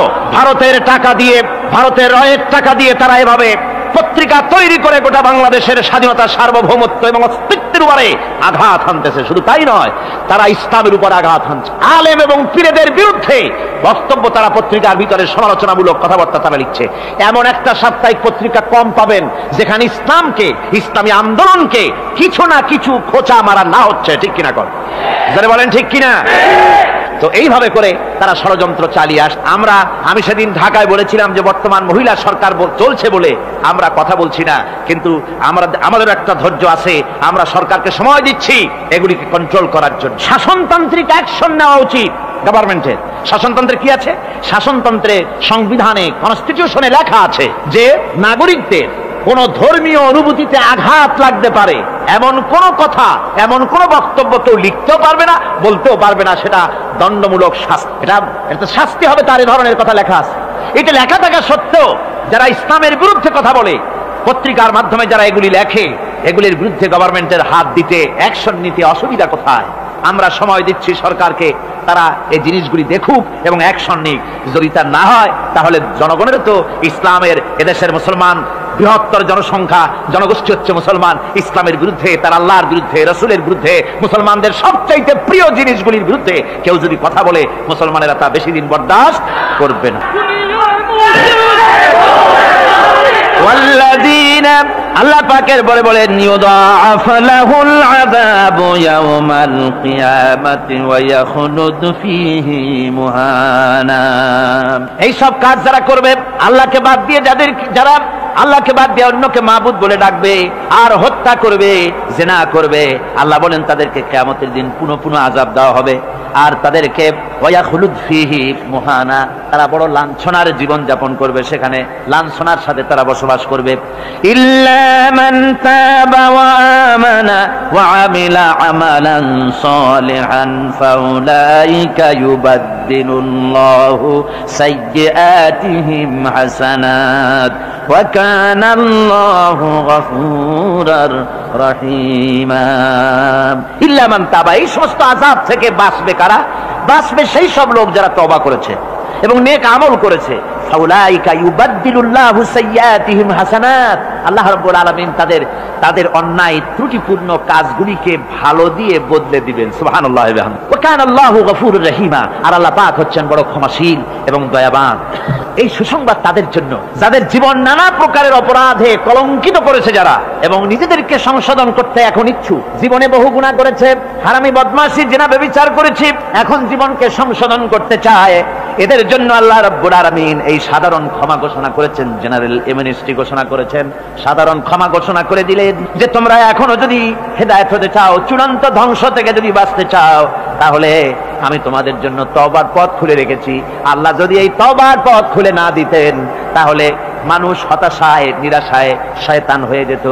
তার মানে আরো পাপ করত। যখন আর কোনো গুনাহ যখন মাফই হবে না, তখন আর কি করা যায়? আরো বেশি পাপের মধ্যে লিপ্ত হয়ে যায়। আমার ভাইরা, আল্লাহ রাব্বুল আলামিন মানুষের জন্য তওবা করার জন্য, গুনাহ মাফের জন্য দরজা খুলে রেখেছে। ইবনে জারীর তাবারীর একটি বর্ণনা এসেছে, হযরত আবু হুরায়রা রাদিয়াল্লাহু তাআলা আনহু তিনি বলছেন যে আমি ইশার নামাজ পড়ে মসজিদে নববী থেকে ইশার নামাজ পড়ে ঘরে আসতেছিলাম। ঘরে আসার সময় দেখি আমার দরজার কাছে একজন মহিলা দাঁড়ান। সে আমাকে সালাম বলল, আমি তাকে তার সালামের জবাব দিয়ে ঘরের মধ্যে প্রবেশ করলাম। কিছুক্ষণ পরে মহিলা দরজায় নক করলেন। আমি দরজা খুলে জিজ্ঞেস করলাম, কি চাও? তিনি বললেন যে আমি শয়তানের ওয়াসওয়াসায় পড়ে জিনা করেছি এবং এই জিনা করার পর আমি গর্ভবতী হয়েছি। এরপরে একটা সন্তান হয়েছে, আমি সেই সন্তানকেও মেরে ফেলে দিয়েছি। এখন আমার বাঁচার পথ, আমার এখন এই গুনাহ মাফ হওয়ার পথ। হযরত আবু হুরায়রা রাদিয়াল্লাহু তাআলা আনহু বলছেন যে অসম্ভব, তোমার এই গুনাহ মাফ হবে না। মহিলা তখন যাওয়ার সময় কাঁদতে কাঁদতে কপালে আঘাত করতে করতে যাচ্ছিল যে আরে শরীরের এই রূপ, এই যৌবন, এই সৌন্দর্য কি তৈরি হয়েছিল জাহান্নামের আগুনে জ্বলার জন্য? এইভাবে করে চিৎকার দিতে দিতে মহিলা যান। হযরত আবু হুরায়রা বলেন, আমি সকালবেলায় আল্লাহ রাসূলের সঙ্গে ফজরের নামাজ আদায় করে আল্লাহর নবীকে ঘটনা শোনালাম। বললাম, হে রাসূল, আমি তো মহিলাকে এইরকম জবাব দিয়ে। হযরত আবু হুরায়রা দৌড়ে গেলেন, বললেন আমি ছুটতে লাগলাম, এমন ভুল আমি কথা বলেছি। মহিলা তো হতাশ হয়ে গিয়েছে। তিনি খুঁজতে খুঁজতে মহিলাকে পেয়ে গেলেন, যে বললেন, ও মহিলা, আল্লাহর হাবিব তোমার সম্পর্কে এই কথা বলেছেন, তুমি যদি তওবা করো আল্লাহ রাব্বুল আলামিন তোমাকে মাফ করে দিবেন, আর তোমার দোষ ত্রুটিগুলির বিনিময় আল্লাহ তোমাকে নেক দিয়ে বদলায় দিবেন, তোমাকে আল্লাহ মাফ করবেন। মহিলা শোনা মাত্র আল্লাহু আকবার বলে চিৎকার মেরে সিজদায় পড়ে গেলেন। তিনি প্রাণ ভরে কাঁদলেন আর বললেন, আল্লাহ তোমার দরবারে শুকরিয়া আদায় করি যে আমার মতো গুনাহগারের জন্য তুমি যে তওবার দরজা খোলা রেখেছো। তিনি তার নিজের দাসীকে এবং তার বাচ্চাকে, কৃত দাসীকে আল্লাহর শকরার্থে মুক্ত করে দিলেন। আমার ভাইয়েরা, এভাবে করে যারা নাকি আল্লাহর দরবারে যারা এভাবে মাপ চায়, আল্লাহ পাক তাদেরকে মাফ করে দিবেন। তওবা করার জন্য রব্বুল আলামিন পথ খুলে রেখে দিয়েছেন। আবার অন্য হাদিসে এসেছে হযরতে রাসূল পাক সাল্লাল্লাহু আলাইহি ওয়াসাল্লামের কাছে এক বৃদ্ধ এসে বলেছিলেন, হে আল্লাহর নবী, আমি যত গুনাহ করেছি সমস্ত গুনাহ যদি দুনিয়ার মানুষেরকে ভাগ করে দেওয়া হয়, তাহলে একযোগে সব মানুষকে তা ডুবাইয়া ছাড়বে, এত গুনাহ আমি করেছি। এমন কোন গুনাহ নাই যে আমি করি নাই। হে আল্লাহর রাসূল, আমার এই গুনাহ মাফ হবে নাকি? আল্লাহর নবী বলেন, তুমি কি মুসলমান হয়েছো? লোকটি বলল, হুজুর আমি মুসলমান হয়ে গেছি। আশহাদু আল্লা ইলাহা ইল্লাল্লাহু ওয়াহদাহু লা শারীকা লাহু ওয়া আশহাদু আন্না মুহাম্মাদান আবদুহু ওয়া রাসূলুহু। পড়েন সবাই, আশহাদু আল্লা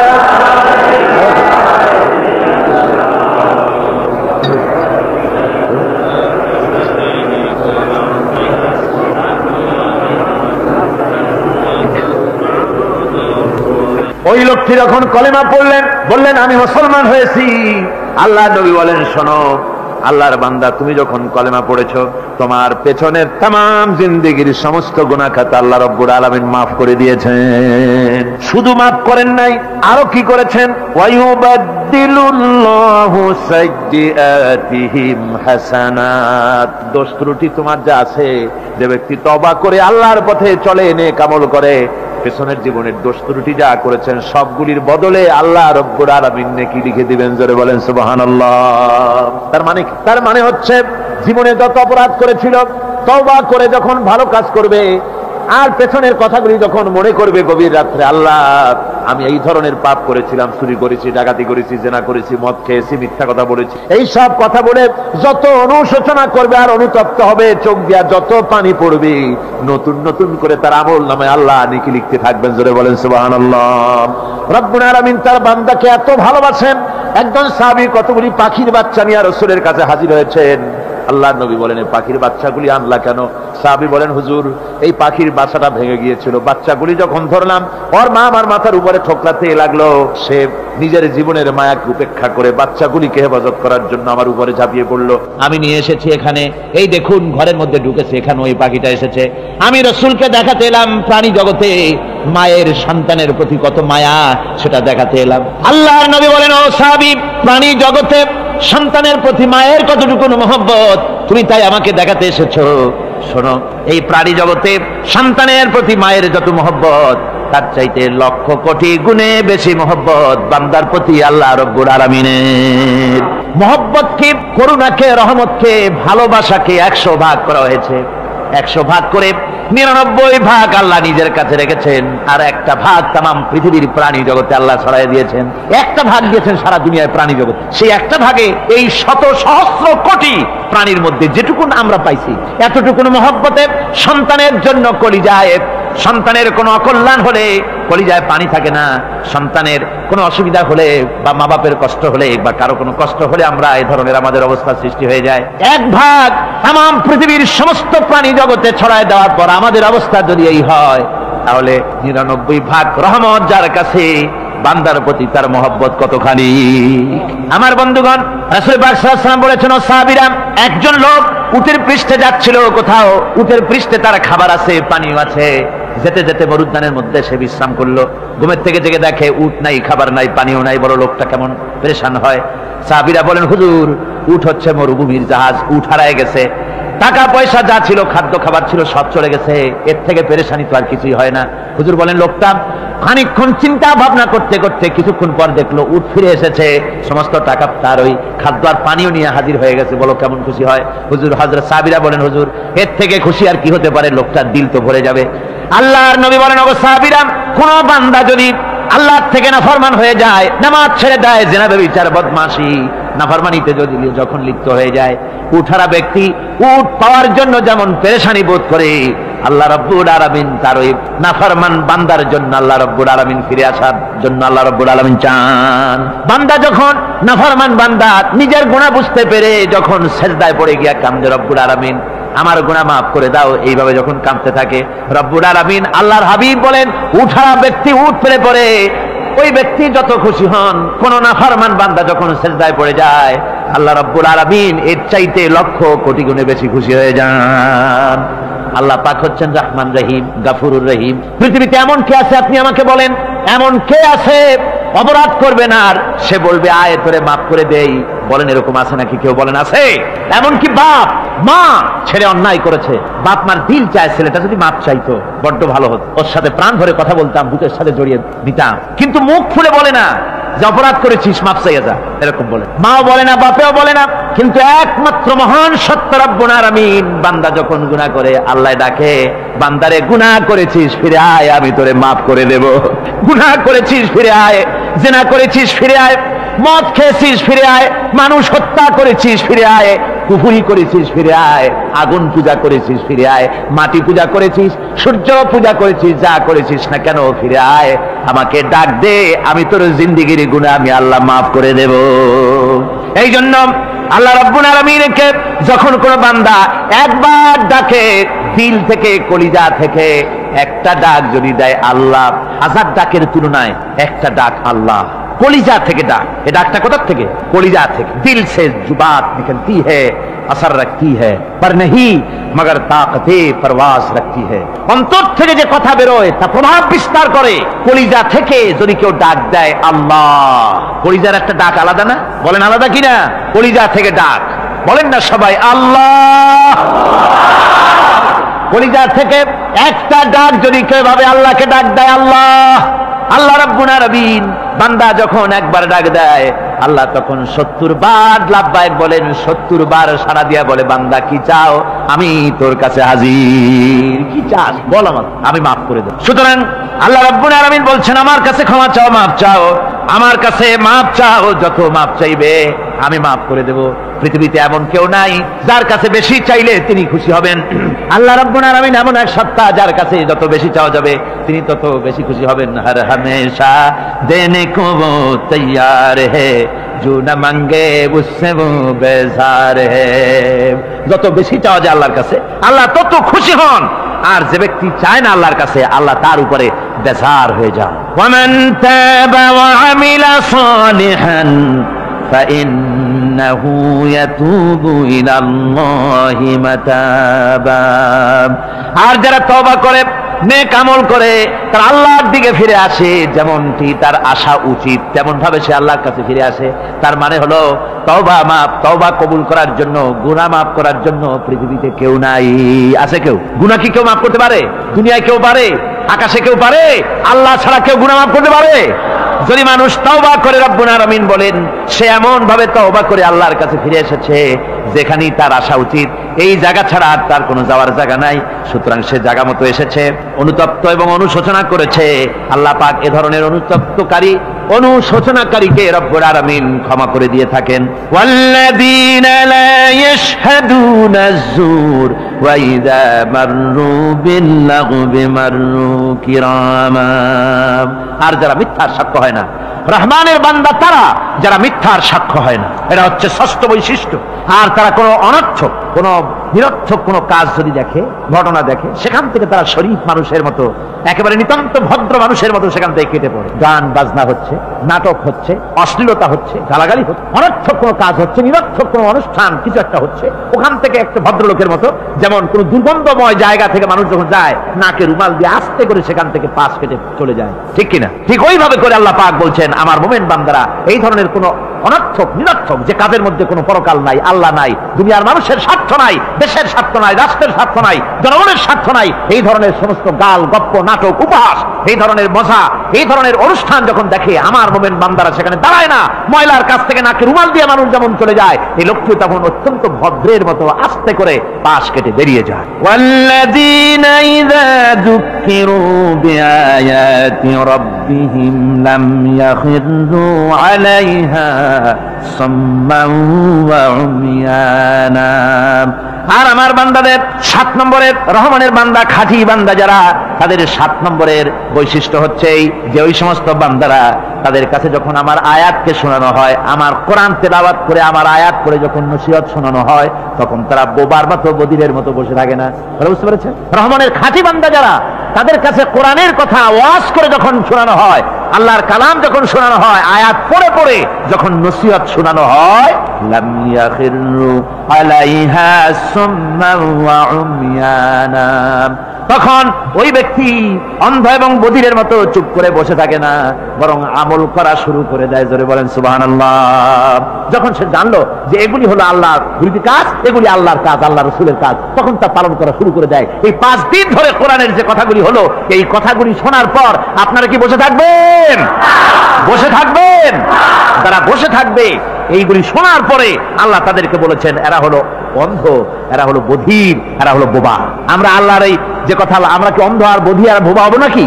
আমরা হবো না। আমরা অন্ধ নয়, বধির নয়, বোবা নই, বরং আল্লাহ যা বলেছেন, যা শুনলাম সামি'না ওয়া আতানা, এই 5 দিন ধরে যা শুনলাম আল্লাহর কথা, কার কথা শুনলাম?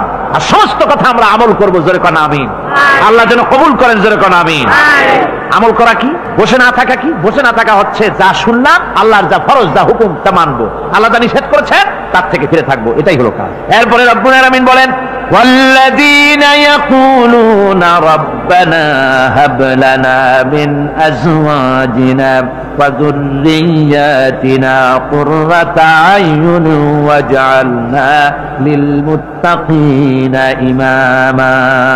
রহমানের বান্দা 8ম নম্বর এবং শেষ নাম্বার হচ্ছে এটা বৈশিষ্ট্য এই যে তারা রহমানের যারা খাঁটি বান্দা, আল্লাহর যারা খাঁটি বান্দা, তারা রব্বুল আলামিনের কাছে মুনাজাত করে, আমার রব, আয় আমার আল্লাহ, হাবলানা মিন আজওয়াজিনা ওয়া যুররিয়াতিনা, আমাদের এবং আমাদের স্ত্রীদের আর আমাদের সন্তানদেরকে তুমি দয়া করে আমাদের চক্ষুর শীতলতা বানায় দাও। জোরে বলেন আমিন।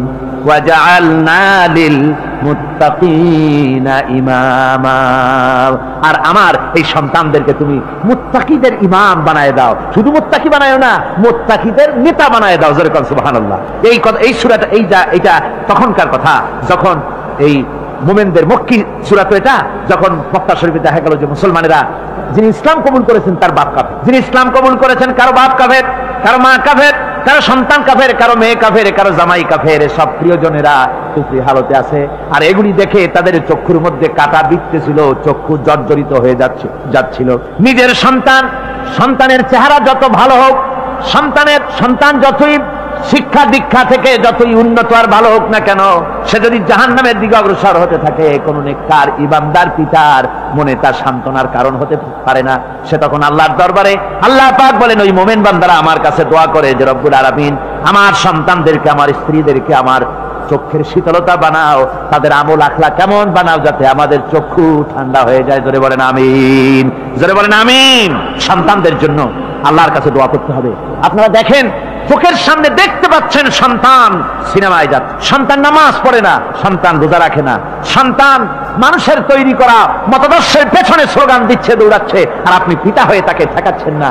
ওই ছেলে তো জাহান্নামে যাচ্ছে, আপনার দরদ হওয়া উচিত, ওই ছেলেকে ফিরানো দরকার আর আল্লাহর কাছে দোয়া করা দরকার। আমার বন্ধুগণ, দোয়া আল্লাহ নিজেই শিখাই দিচ্ছেন, দোয়া করো। পড়েন আমার সাথে, রব্বানা হাব লানা মিন আজওয়াজিনা ওয়া যুররিয়্যাতিনা কুররাতা আয়ুন ওয়াজআলনা লিল মুত্তাকিনা ইমামা। উলাইকা ইউজজাউনাল গুরফাতা বিমা সাবারু ওয়া ইউলাক্কাউনা ফিহা তাহিয়াতান ওয়া সালামা। আল্লাহ পাক বলেন, এই সব লোকদের জন্য তারা যে সবর করেছিল, সেই সবরের কারণে আমি তাদের উত্তম জাযা দান করব। আর তাদের জন্য ফেরেশতারা চতুর্দিক থেকে ফেরেশতারা তাদের জন্য সম্বোধন করবে, তাদেরকে সম্বর্ধনা দিবে, ফেরেশতারা তাদের সম্বর্ধনা দিবে। ওয়াল মালাইকাতু ইয়াদখুলুনা আলাইহিম মিন কুল্লি বাবিন সালামুন আলাইকুম বিমা সাবারতুম ফানি'মা উকবাদ-দার। চতুর্দিক থেকে ফেরেশতারা আসতে থাকবে আর তারা সালাম দিতে থাকবে, তাদেরকে সম্বর্ধনা দেবে বেহেশতীদেরকে, আর বলবে তোমাদের জন্য এই পরকালের এই ঘরটাই, জায়গাটা কতই না উত্তম করে আল্লাহ তৈরি করে রেখেছেন। বলেন সুবহানাল্লাহ।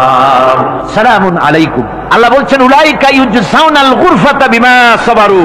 তোমরা যে সবর এখতিয়ার করেছিলে, সেজন্য আজকে তোমাদের জন্য আমি এই বিরাট নিয়ামত তোমাদের জন্য রেখেছি।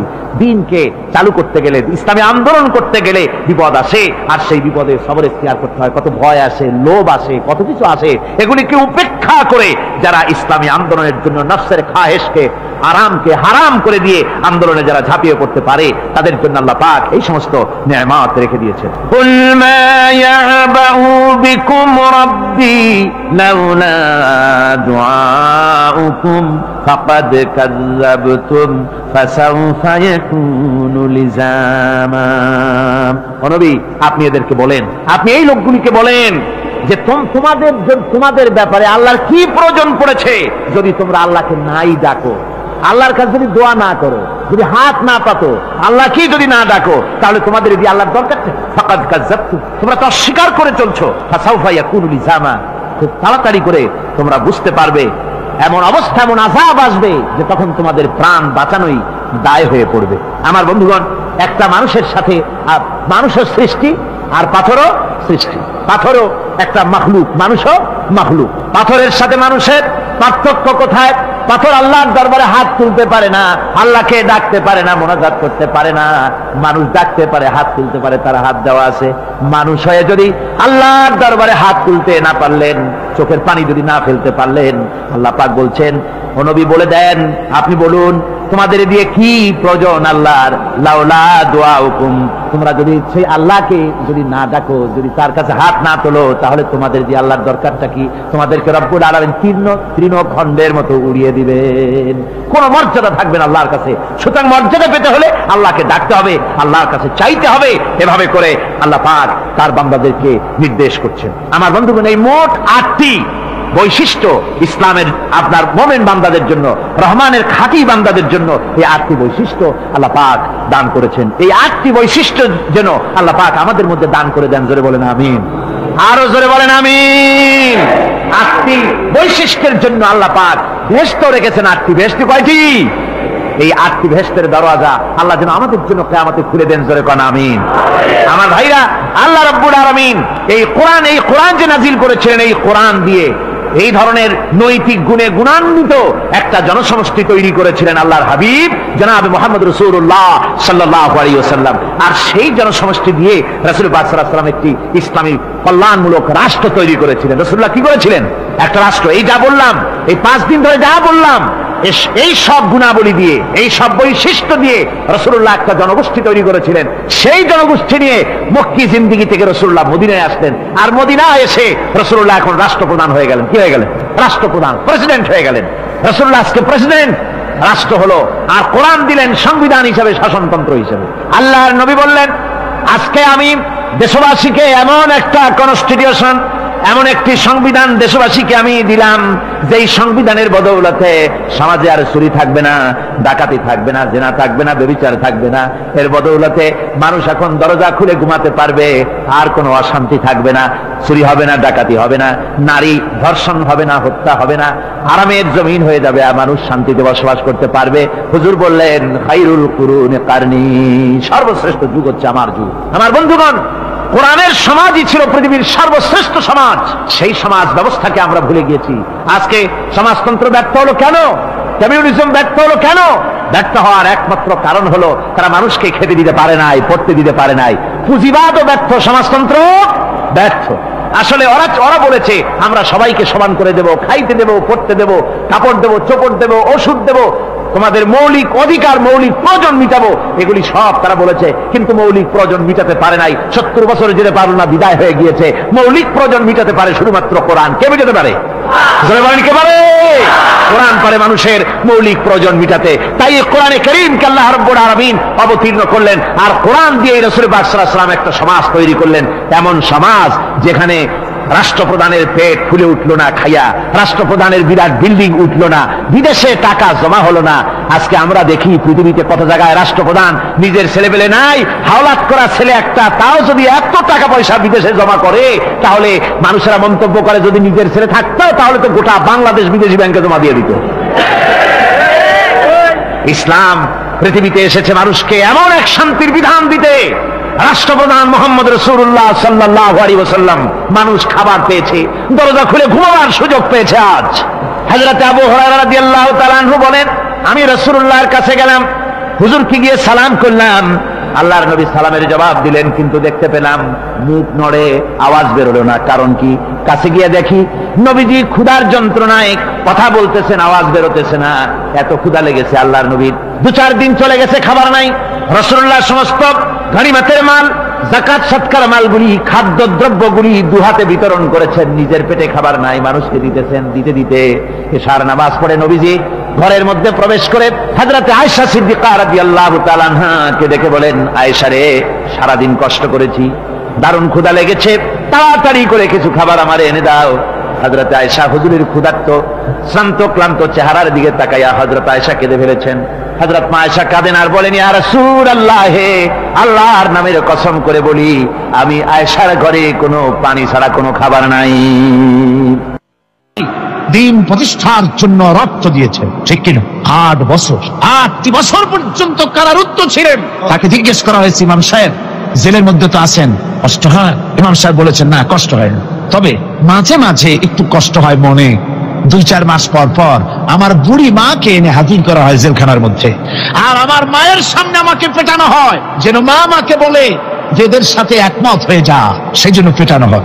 আমার মা আমার মায়ের দেখে আর মায়ের চোখ থেকে পানি পড়তে থাকে, তখন আমার মনে বড় কষ্ট লাগে। তবে আলহামদুলিল্লাহ, মা আমার এমন, আমার মা দেখেন আর হজম করেন। সর্বশেষ যে ব্যক্তি জাহান্নাম থেকে মুক্তি লাভ করবে, তাকে আল্লাহ পাক বলবেন, ফেরেশতাদেরকে বলবেন, আমার ফেরেশতারা আমার এই বান্দাকে জান্নাত এবং জাহান্নামের মাঝখানে রেখে দাও। জান্নাত এবং জাহান্নামের মাঝখানে লোকটি যখন থাকার জায়গা পাবে, সে জান্নাতের দিকে তাকায়া দেখবে আর কাঁদতে থাকবে। আল্লাহ পাক জিজ্ঞেস করবেন, বান্দারে, যুগের পর যুগ ধরে জাহান্নামে কেঁদেছ, আমি রব্বুল আলামিন জাহান্নাম মাফ করে দিয়া জান্নাত জাহান্নামের মাঝখানে রেখে দিয়েছি, আযাব থেকে তো বেঁচে গেছো, এখন কান্দো কেন? লোকটি বলবে, রব্বুল আলামিন কান্দি এই কারণে, জাহান্নাম থেকে মাফ করেছো, তোমার শুকরিয়া আদায় করি। জান্নাত তো আমার কপালে নাই, কিসমতে নাই, কিন্তু জান্নাত আমি এখান থেকে দেখতে পাচ্ছি, জান্নাতের সুঘ্রাণ আমার নাকে আসতেছে, কপালে নাই যাওয়ার। আমি কাঁদি এই জন্য, তুমি যদি মেহেরবানি করে আমাকে জান্নাতের দরজার কাছে একটু দাঁড় করায় দিতা, প্রাণ ভরে তোমার জান্নাতের দৃশ্যটা একটু দেখতা। আল্লাহ পাক তার আরজি পূরণ করবেন, বলবেন যাও, ফেরেশতাদের বলবেন এর জান্নাতের দরজার কাছে দাঁড় করায় দাও। জান্নাতের দরজার কাছে দাঁড়িয়ে লোকটি আবার কান্না শুরু করবে। আল্লাহ পাক প্রশ্ন করবেন, এবার কান্দো কেন? লোকটি বলবে, রব্বুল আলামিন, কান্দি এই কারণে, জান্নাতের এই দরজায় দাঁড়াইয়া জান্নাতের অফুরন্ত নেয়ামত কিছুই ভালো করে দেখা যায় না, শুধু অল্প জায়গা দেখি। যদি তুমি আমারে দয়া করে জান্নাতের মাঝখানে দাঁড় করায় দিতা, চতুর্দিকে তাকায়া তাকায়া দেখা কলিজারে ঠান্ডা বানাইতাম। তবে আমি ওয়াদা করি, জান্নাতের কোন নাজ নেয়ামত, কোন ফল আমি খাবো না, ধরবো না, ছুঁইব না। একটুখানি মেহেরবানি করে মাঝখানে দাঁড় করায় দাও, জান্নারে ঠান্ডা করি। আল্লাহ রব্বুল আলামিন ফেরেশতাদের বলবেন, আমার এই বান্দারে জান্নাতের মাঝখানে দাঁড় করাইয়া দে। আল্লাহর নবী বলেন, জান্নাতের মাঝখানে দাঁড়িয়ে লোকটি আগের চাইতে আরো জোরে চিৎকার মেরে কাঁদতে থাকবে। আল্লাহ পাক বলবেন, বান্দারে কি হলো তোর? দরজার কাছে আসতে চাইছিলে, আইনা দিলাম। আবার এবার মাঝখানে আসতে চাইছো, তাও এনে দিয়েছি। আবার কান্দো কেন? লোকটি বলবে, রব্বুল আলামিন, এবার কান্দি এই জন্যে, তুমি যখন দয়া করে একটিবার জান্নাতের মাঝখানে এনে আমাকে দাঁড় করায় দিয়েছো, তুমি রহমান রহিম গফুরুর রহিম, এই জান্নাত থেকে আবার আর বাইর করে দিও না। আল্লাহ রাব্বুল আলামিন বলবেন, ও আমার বান্দারে, আমার এই জান্নাত তোর খুব পছন্দ হয়েছে নাকি? লোকটি বলবে, রব্বুল আলামিন, কলিজা ঠান্ডা হয়ে গেছে, ভাবতেও পারি না এই জান্নাত এত সুন্দর। আল্লাহ পাক বলবেন, বান্দারে, এরকম একটি নয়, দুইটা নয়, তোর জন্য আমি 10টা জান্নাত এইরকম রিজার্ভ করে রাখছি। সুবহানাল্লাহ, সুবহানাল্লাহ। আল্লাহ পাককে ভয় করে পৃথিবীর সমস্ত পাপ থেকে যারা নিজেকে রক্ষা করবে, আল্লাহ তাদের জন্য এই জান্নাত রেখে দিয়েছেন। সুবহানাল্লাহ। সে জান্নাতের রিসিপশন আপনারা আন্দাজ করতে পারবেন না, রিসিপশন কারে কয়। কি আর প্রধানমন্ত্রী আর প্রেসিডেন্ট, 4-5টা পুলিশ আর আর্মি এসে একটা ছট করে সেলুট মারলো, বাস শেষ হয়ে গেল, এরকম না। জান্নাতীদেরকে রিসিপশন দেওয়া হবে। জান্নাতীরা যখন আল্লাহর হুকুমের জান্নাতের দিকে যেতে লাগবে, আর যখন জান্নাতের কাছে চলে যাবে, আল্লাহ রাব্বুল আলামিন শোনায় দিচ্ছেন, হাত্তা ইযা জাউহা ফুতিহাত আবওয়াবুহা ওয়া ক্বালা লাহুম খাযানাতুহা সালামুন আলাইকুম তিবতুম ফাদখুলুহা খালিদিন। সুবহানাল্লাহ। জান্নাতীরা যখন জান্নাতে প্রবেশ করার দরজার মুখোমুখি হবে, তার রক্ষীগণ তখন বলবে, সালামুন আলাইকুম, আল্লাহর শান্তি তোমাদের উপরে বর্ষিত হোক। সুবহানাল্লাহ। দুনিয়ার টাটকা টাটকা সুখগুলি 2 পা দিয়ে ঠেলে দিয়েছো, টাটকা সুখগুলি গ্রহণ করো নাই, হারাম খাও নাই, আল্লাহর দ্বীন কায়েমের জন্য রক্ত দিয়েছো, জীবন দিয়েছো, কষ্ট করেছো, আল্লাহকে ভয় করেছো। আমাদের সালাম গ্রহণ করো, জান্নাতের মধ্যে ঢুকে যাও চিরকালের জন্য। সুবহানাল্লাহ। আর বাইরে হওয়া লাগবে না, চিরকাল এই জান্নাতের মধ্যে তোমরা বসবাস করতে পারবে, আল্লাহ রাব্বুল আলামিনের ফেরেশতারা বলে দিবে। জান্নাতের মধ্যে আল্লাহ পাক হুরদের সঙ্গে জান্নাতীদের বিয়ের ব্যবস্থা করে দিবেন। কোরআনে কারিমে আল্লাহ পাক বলেন, মুত্তাকিনা আলা সুরুজিম মাসফুফাতিন ওয়া যাওয়াজনাহুম বিহুরিন ঈন। সামনাসামনি ভাবে সাজানো সারি সারি আসন সমূহের উপর তারা ঠেস লাগায় বসে থাকবে, আর আল্লাহ রাব্বুল আলামিন হুরদের সাথে জান্নাতীদের বিয়ের ব্যবস্থা করে দিবেন। যেসব হুরের সঙ্গে বিয়ে হবে তাদের আল্লাহ পাক বিবরণ দিচ্ছেন, কি রকম হবে তারা। লাম ইয়াতমিসহুন্না ইনসুন ওয়ালা জান। এর পূর্বে জিন এবং ইনসান এদেরকে কেউ স্পর্শ করে নাই। কিরকম তারা? كأنهن الياقوت والمرجان। যেমন ঝিনুকের ভিতরে মণিমুক্তা থাকে, এইভাবে আল্লাহ পাক তাদেরকে পবিত্র করে রেখে দিয়েছেন। আমার প্রিয় ভাইরা, আল্লাহ রাব্বুল আলামিন কোরআনে কারীমের ভিতরে বলেছেন, ফাবিআইয়ি আলা'i রাব্বিকুমা তুকাযযিবান। জান্নাত দান করে আল্লাহ পাক এবার জান্নাতীদেরকে সম্বোধন করে বলবেন, ইয়া ইবাদি লা খাউফুন আলাইকুমুল ইয়াওমা ওয়ালা আনতুম তাহজানুন। হে আমার বান্দারা, লা খাউফুন আলাইকুমুল ইয়াওম, আজ আর কোনো ভয় নাই। সুবহানাল্লাহ, সুবহানাল্লাহ। আজ আর কোনো ভয় নাই, কোনো চিন্তাও নাই, আরামে এই জান্নাতের মধ্যে বসবাস করো। এরপরে আল্লাহ পাক জিজ্ঞেস করবেন, ও আমার জান্নাতীরা, আমি যেসব ওয়াদা করছিলাম আমার ওয়াদা মোতাবেক সমস্ত নিয়ামত পেয়েছো? তারা বলবে, হ্যাঁ পেয়েছি, সব নিয়ামত আপনার ওয়াদা মোতাবেক সব পেয়েছি। আল্লাহ রাব্বুল আলামিন বলবেন, সব পাও নাই, ওয়ালাদাইনা মাজিদ, আমার কাছে আরো বেশি আছে। সুবহানাল্লাহ, আমার কাছে আরো বেশি আছে। জান্নাতীরা বুঝবে না সে আরো বেশিটা কি, এর থেকে আর বেশি কি। প্রিয় ভাই সব, নবী করিম সাল্লাল্লাহু আলাইহি ওয়াসাল্লাম বলেছেন, জান্নাতের সুখ আর শান্তি কোন চোখ নাই যা দেখেছে, যা কোন অন্তঃকরণ নাই যা কল্পনা করতে পেরেছে। এই জান্নাত মুত্তাকিদের জন্য আল্লাহ রাখছেন। সুবহানাল্লাহ। জান্নাতীরা ভাবতেও পারবে না সেই নিয়ামতগুলি কি।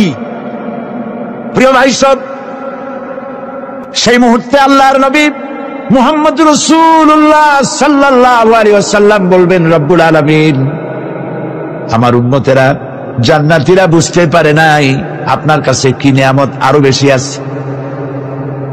আমার এই উম্মতেরা জান্নাতীরা আপনার ওয়াদা মোতাবেক সব পেয়েছে, কিন্তু একটি জিনিস এখনো তাদের কিসমতে হয় নাই। সে জিনিসটা হলো, যারা তার রবকে না দেখে শুধু কোরআন আর হাদিসের কথা শুনে আরবের ঘুম হারাম করে তাহাজ্জুদের নামাজ আদায় করেছিল, চোখের পানি ফেলেছিল, যারা জান্নাত দেখে নাই, জাহান্নাম দেখে নাই, আপনাকে ভয় করে যারা জীবন পরিচালনা করেছিল, যারা আপনাকে দেখে নাই, না দেখে শুধু কোরআন হাদিস বিশ্বাস করে যারা অকাতরে নিজেদের জীবন বিলায় দিয়েছিল, এই জান্নাতীরা এখন পর্যন্ত তার রবকে দেখতে পারে নাই। আল্লাহ রাব্বুল আলামিন তার সামনে থেকে ৭০,০০০ পর্দা সরে যাবে। আল্লাহ পাক বান্দাদের আরজি পুরা করার জন্য জান্নাতীদের সামনে তিনি জালোয়া ফরজ হবে। কোরআন শরীফের ভিতরে আল্লাহ পাক বলে, জান্নাতীরা তারা আল্লাহর দিকে, জান্নাতীরা তার রবের দিকে তাকিয়ে থাকবে, আর রব তার বান্দাদের দিকে তাকাইয়া থাকবে। প্রাণ ভরে জান্নাতীরা রবকে দেখবে। সুবহানাল্লাহ, আল্লাহ পাককে দেখবে। প্রাণ খুলে আজ দোয়া করি, রব্বুল আলামিন, জান্নাতের যেই পরিবেশে, যেই জায়গায় তুমি দয়া করে তোমার গোলামদেরকে তুমি নিজেই দর্শন দিবে, দেখা দিবে। মনিব গো, ও আমাদের রব, আজ এই বিশাল জনসমুদ্র নিয়ে তোমার দরবারে আবেগ ভরা কণ্ঠে বলি, যেই অনুষ্ঠানটি তুমি এমন মুবারক অনুষ্ঠান করবে যেখানে তুমি জান্নাতীদেরকে দেখা দিবে, ওই জান্নাতের কোনো একটি, ওই অনুষ্ঠানের কোনো একটি কোনায় কানায় আমাদেরকেও দাঁড় করাইয়া দেখান তো।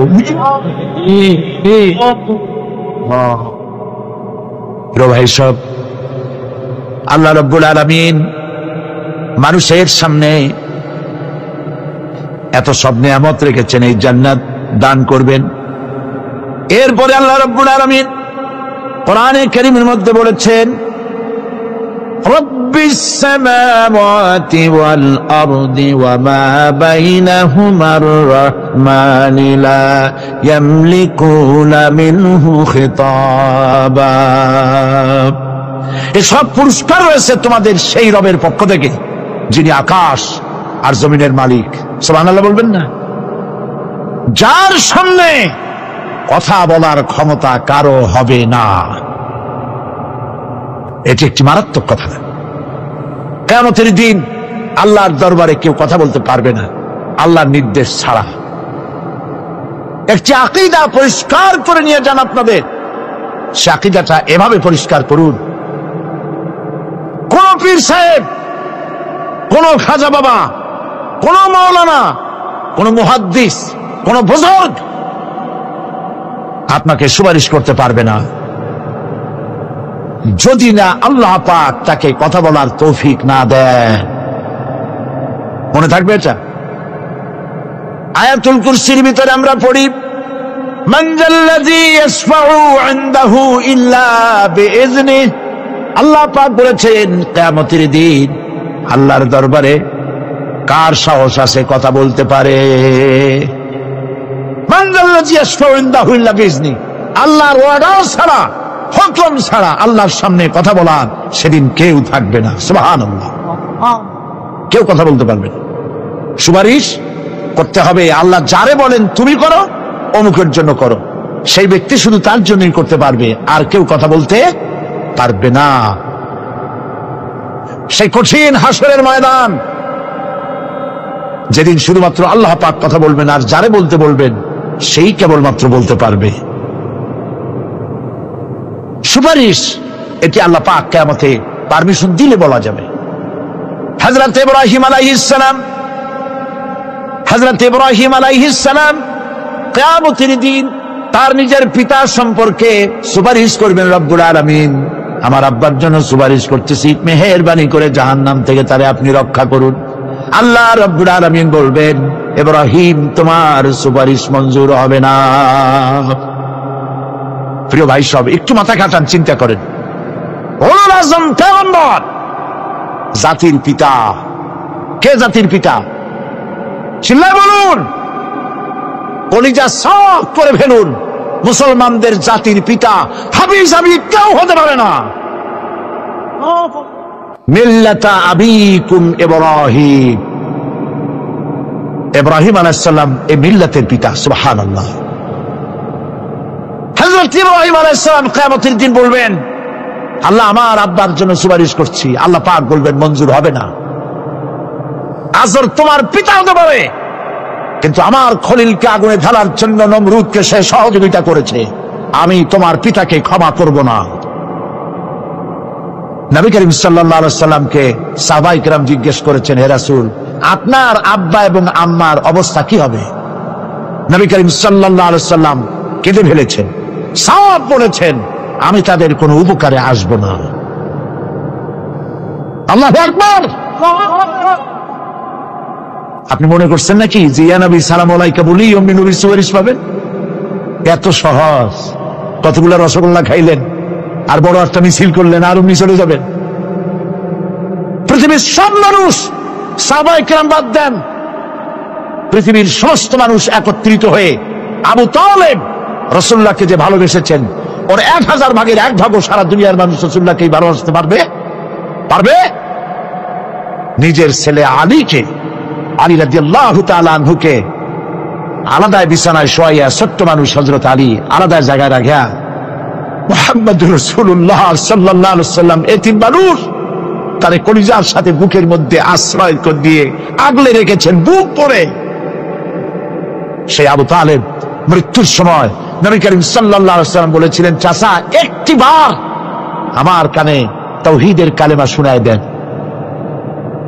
আবু তালেব তার কিসমতে ছিল না কালেমা। মরে যাওয়ার পর একজন সাহাবী বলেছিলেন, ইয়া রাসূলুল্লাহ মৃত্যুর সময় আবু তালেবের মুখ আমি নড়তে দেখেছি, তিনি কালেমা পড়েছেন সম্ভবত। রাসূলুল্লাহ সাহেব বলেছেন আমি শুনি নাই। এত ভালোবাসার পরও হাদিস শরীফে এসেছে আবু তালেব জাহান্নামে যাবে। কোথায় যাবে? জাহান্নামে। সবচাইতে কম আযাব হবে কার? আবু তালেবের। কম আযাবটা কি? হাদিস শরীফে এসেছে কম আযাব হলো জাহান্নামের আগুন দিয়ে 1 জোড়া জুতা তৈরি করে আবু তালেবের পায়ে পরিয়ে দেওয়া হবে।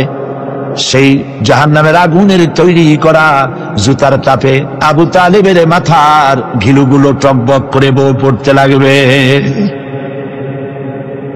এত ভালোবেসে যদি কিয়ামতের উপায় না হয়, আপনি ইয়া নবী সালাম আলাইকা, ইয়া রাসূল সালাম আলাইকা, আর কতগুলো জিলাপি খাইলেন, বড় একটা মিছিল করলেন। প্রিয় ভাই সব, এইসব বিদআত ছাড়ুন, এগুলি সুস্পষ্ট বিদআত। রাসূলুল্লাহকে ভালোবাসবেন, সাহাবীরা যেভাবে ভালোবেসেছেন ওইভাবে ভালোবাসবেন। আল্লাহ রাব্বুল আলামিন বলেন, যালিকাল ইয়াউমুল হক ফামান শাআ ইত্তাখাযা ইলা রাব্বিহি মাআবা। এই দিনটি অবশ্যই আসবে, সেদিনটি নিশ্চিতভাবে আসবে। আর এখন যার ইচ্ছা সে তার রবের দিকে অগ্রসর হোক। ইন্না আনজারনাকুম আযাবান করিবান ইয়াওমা ইয়ানজুরুল মার'উ মা কদ্দামাত ইয়াদাহু ওয়া ইয়াকুলুল কাফিরু ইয়া লাইতানি কুনতু তুরাবা। ইন্না আনজারনাকুম আযাবান করিবা, খুব নিকটবর্তী একটি আযাব সম্পর্কে আমি তোমাদেরকে সতর্ক করে দিলাম। কে বলতেছেন? আল্লাহ পাক।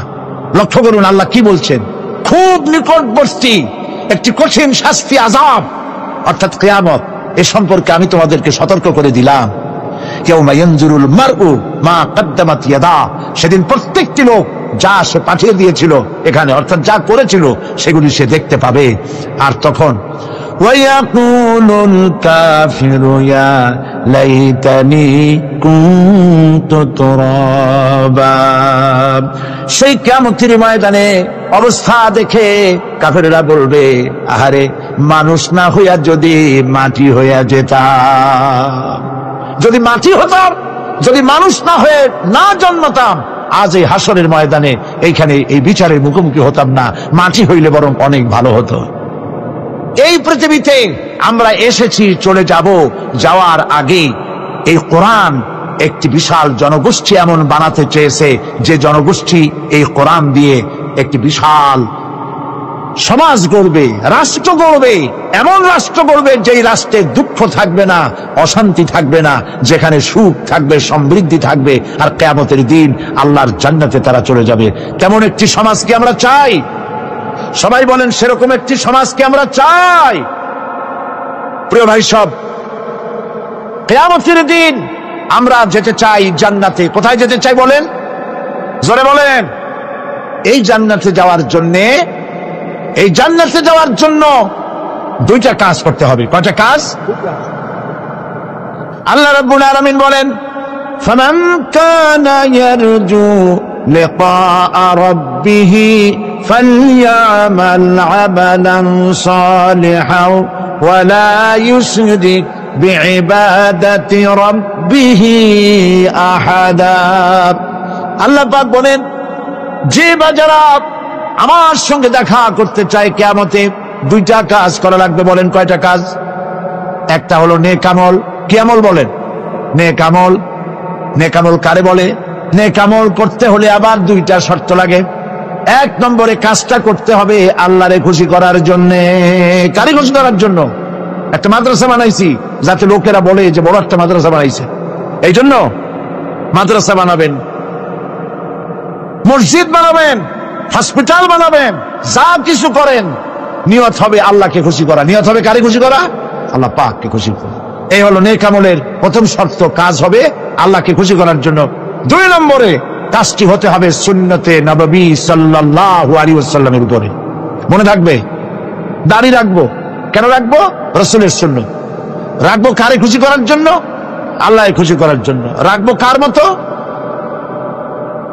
রবীন্দ্রনাথের মতো, কার্ল মার্কসের মতো, কবির মতো নয়। রাখতে হবে কার মতো? নবীর মতো। বুঝে নেন, কাজটা হতে হবে আল্লাহকে খুশি করার জন্য। দুই নম্বরে কাজটা হতে হবে সুন্নতে নববী সাল্লাল্লাহু আলাইহি ওয়াসাল্লামের উপরে হতে হবে। তাহলে এই হলো এক নম্বর।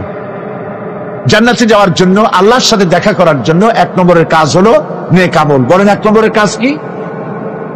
দুই নম্বরের কাজ ওয়ালা ইউশরিক বিইবাদাতি রাব্বিহি আহাদা। আল্লাহ রাব্বুল আলামিনের ইবাদতের সাথে কাউকে শরীক স্থাপন করা যাবে না। আমরা যারা মুসলমান, অধিকাংশ মুসলমান শিরকের ভিতরে মুবতলা হয়ে আছে। বিশ্বাস করেন কিনা বলেন? কাফেররা তো মুশরিক আছেই, ওরা তো মুশরিক আছেই, কিন্তু আমরা মুসলমানেরা আমাদের আমলের মধ্যে আমাদের অজান্তে সবের নিয়তে অনেক শিরক আমরা করে বসি। নাউজুবিল্লাহ, বলেন নাউজুবিল্লাহ। এই জন্য আমি বারবার সতর্ক করি, নিজেকেও করি, আপনাদেরকেও করি। এই কারণে করি, শিরকের গুনাহ আল্লাহ মাফ করবেন না। ইন্না শিরকা লা যুলমুন আযীম, শিরক মস্ত বড় অপরাধ, জুলম, আল্লাহ মাফ করবেন না। আল্লাহর কাছে কান্দে কান্দে মাপ চাওয়া লাগবে যে আল্লাহ শিরক থেকে আমাকে রক্ষা করো, বাঁচাও। অনেক গোপন শিরক আছে। মাজারে যান, পীর সাহেবের কাছে যান, মনে যদি নিয়ত থাকে উনি ফু দিলে আমি ভালো হবই, উনি তাবিজ দিলে আমার বাচ্চা হবেই, উনি আমারে দয়া করলেই আমার ব্যবসায় উন্নতি হবেই, এইটার নাম শিরক। এটার নাম কি? ওয়াইজা সাআলতা ফাসআলিল্লাহ ওয়াইজা ইসতাআনতা ফাসতাইন বিল্লাহ। যা বলার আল্লাহরে বলো, আর যা চাওয়ার কার কাছে চাও? চিল্লায় বলেন। কলিজাটাকে পরিষ্কার করে দেন আজকের মাহফিলে। এই কলিজায় কারো প্রতি কোনো ভয় রাখবো না আল্লাহ ছাড়া। ভয় করবো কারে বলেন? মহব্বত আল্লাহ ছাড়া, এত বেশি মহব্বত আর কাউকে করবো না। আল্লাহ তাআলা আমাদের কলিজায় তোমার ভয় এবং মহব্বত দিয়া ভরে দাও, রাসূলের মহব্বত দিয়ে আমাদের দিলকে ভরে দাও। বিশ্বাস করুন ভাই সাহেব, কোরআন শরীফ আমার সামনে, বিশ্বাস করুন। দেশি পীর, বিদেশি পীর, খাজা বাবা দেশি এবং বিদেশি, কেউ আপনার ভাগ্য বদলাই দিতে পারবে না। এর পিছনে দৌড়ায় দৌড়ায় কোনো লাভ নয়। এতক্ষণ মসজিদের ভেতরে বসে আল্লাহর কাছে কাঁদেন। ওয়াকালা রাব্বুকুম উদউনি আস্তাজিব লাকুম। তোমার রব বলেছে আমারে ডাকো, আমি ডাকের সাড়া দিয়ে দেব। সুবহানাল্লাহ। আর আল্লাহ বলেছেন আমার ইবাদতের সাথে কাউকে শরীক করবে না। খবরদার। আলাইসাল্লাহু বিকাফিন আবদা। আল্লাহ প্রশ্ন করছেন, আলাইসাল্লাহু বিকাফিন আবদা, আমি কি আমার বান্দার জন্য যথেষ্ট নই? চিল্লায় বলুন অবশ্যই যথেষ্ট। আবার বলেন অবশ্যই যথেষ্ট। কলিজা সাফ করে ফেলেন। সম্রাট শাহজাহান, দিল্লির সম্রাট, হাবিজাবি সম্রাট না, দিল্লির সম্রাট। এখন কোথায়?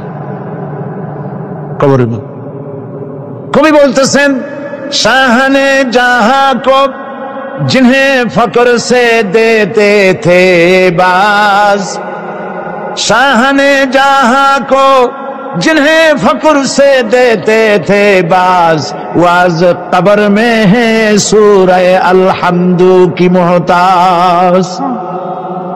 সারা ভারতবর্ষ যারা ট্যাক্স দিয়ে নিজেকে সৌভাগ্যবান বলে মনে করত, সে আজ কবরের মধ্যে ভিক্ষুকের মতো সূরা আল-হামদুর মতো একটি সূরার মুহতাজ হয়ে ভিক্ষুকের মতো শুয়ে আছে। সম্রাট শাহজাহান মসজিদে বসে আছে, এক ফকির ঘুরতেছে। লোকেরা কয় ছোটবেলা থেকেই তোমার খয়রাত করতে দেখলাম, ভিক্ষা কি জীবনেও যাবে না তোমার? লোকটি বলছে, আমি ভিক্ষা করবো স্যার, আমার উপায়টা কি? এই লোকটি, আমি ভিক্ষা করা ছাড়া করবো কি? লোকেরা তো আমার 60 টাকা, 50 টাকা, 100 টাকা দেয় না, 4 আনা 5 আনা 1 টাকা এই আমার দেয়, এ দিয়ে আমি বড় লোক হবে কেমন? লোকটি বলছে, আচ্ছা দেখো, তুমি তো জায়গা মতো যাইতে পারো নাই, বাদশার কাছে যাও, এমন দেওয়া দেবে জীবনে আর খয়রাত করা লাগবে না। তো বাদশার কাছে কি খয়রাতি যাইতে পারে কোনোদিন? হ্যাঁ, এখন পারবা। কেমনে? সম্রাট শাহজাহান এখন একা একা মসজিদে আছেন। তখনকার এসব বাদশারা অনেকে নামাজি ছিলেন, দিনদার ছিলেন। ফকির দরজার কাছে দাঁড়াইয়া দেখতে পাচ্ছে কেউ নাই, দেহরক্ষীরা দূরে দূরে দাঁড়ানো।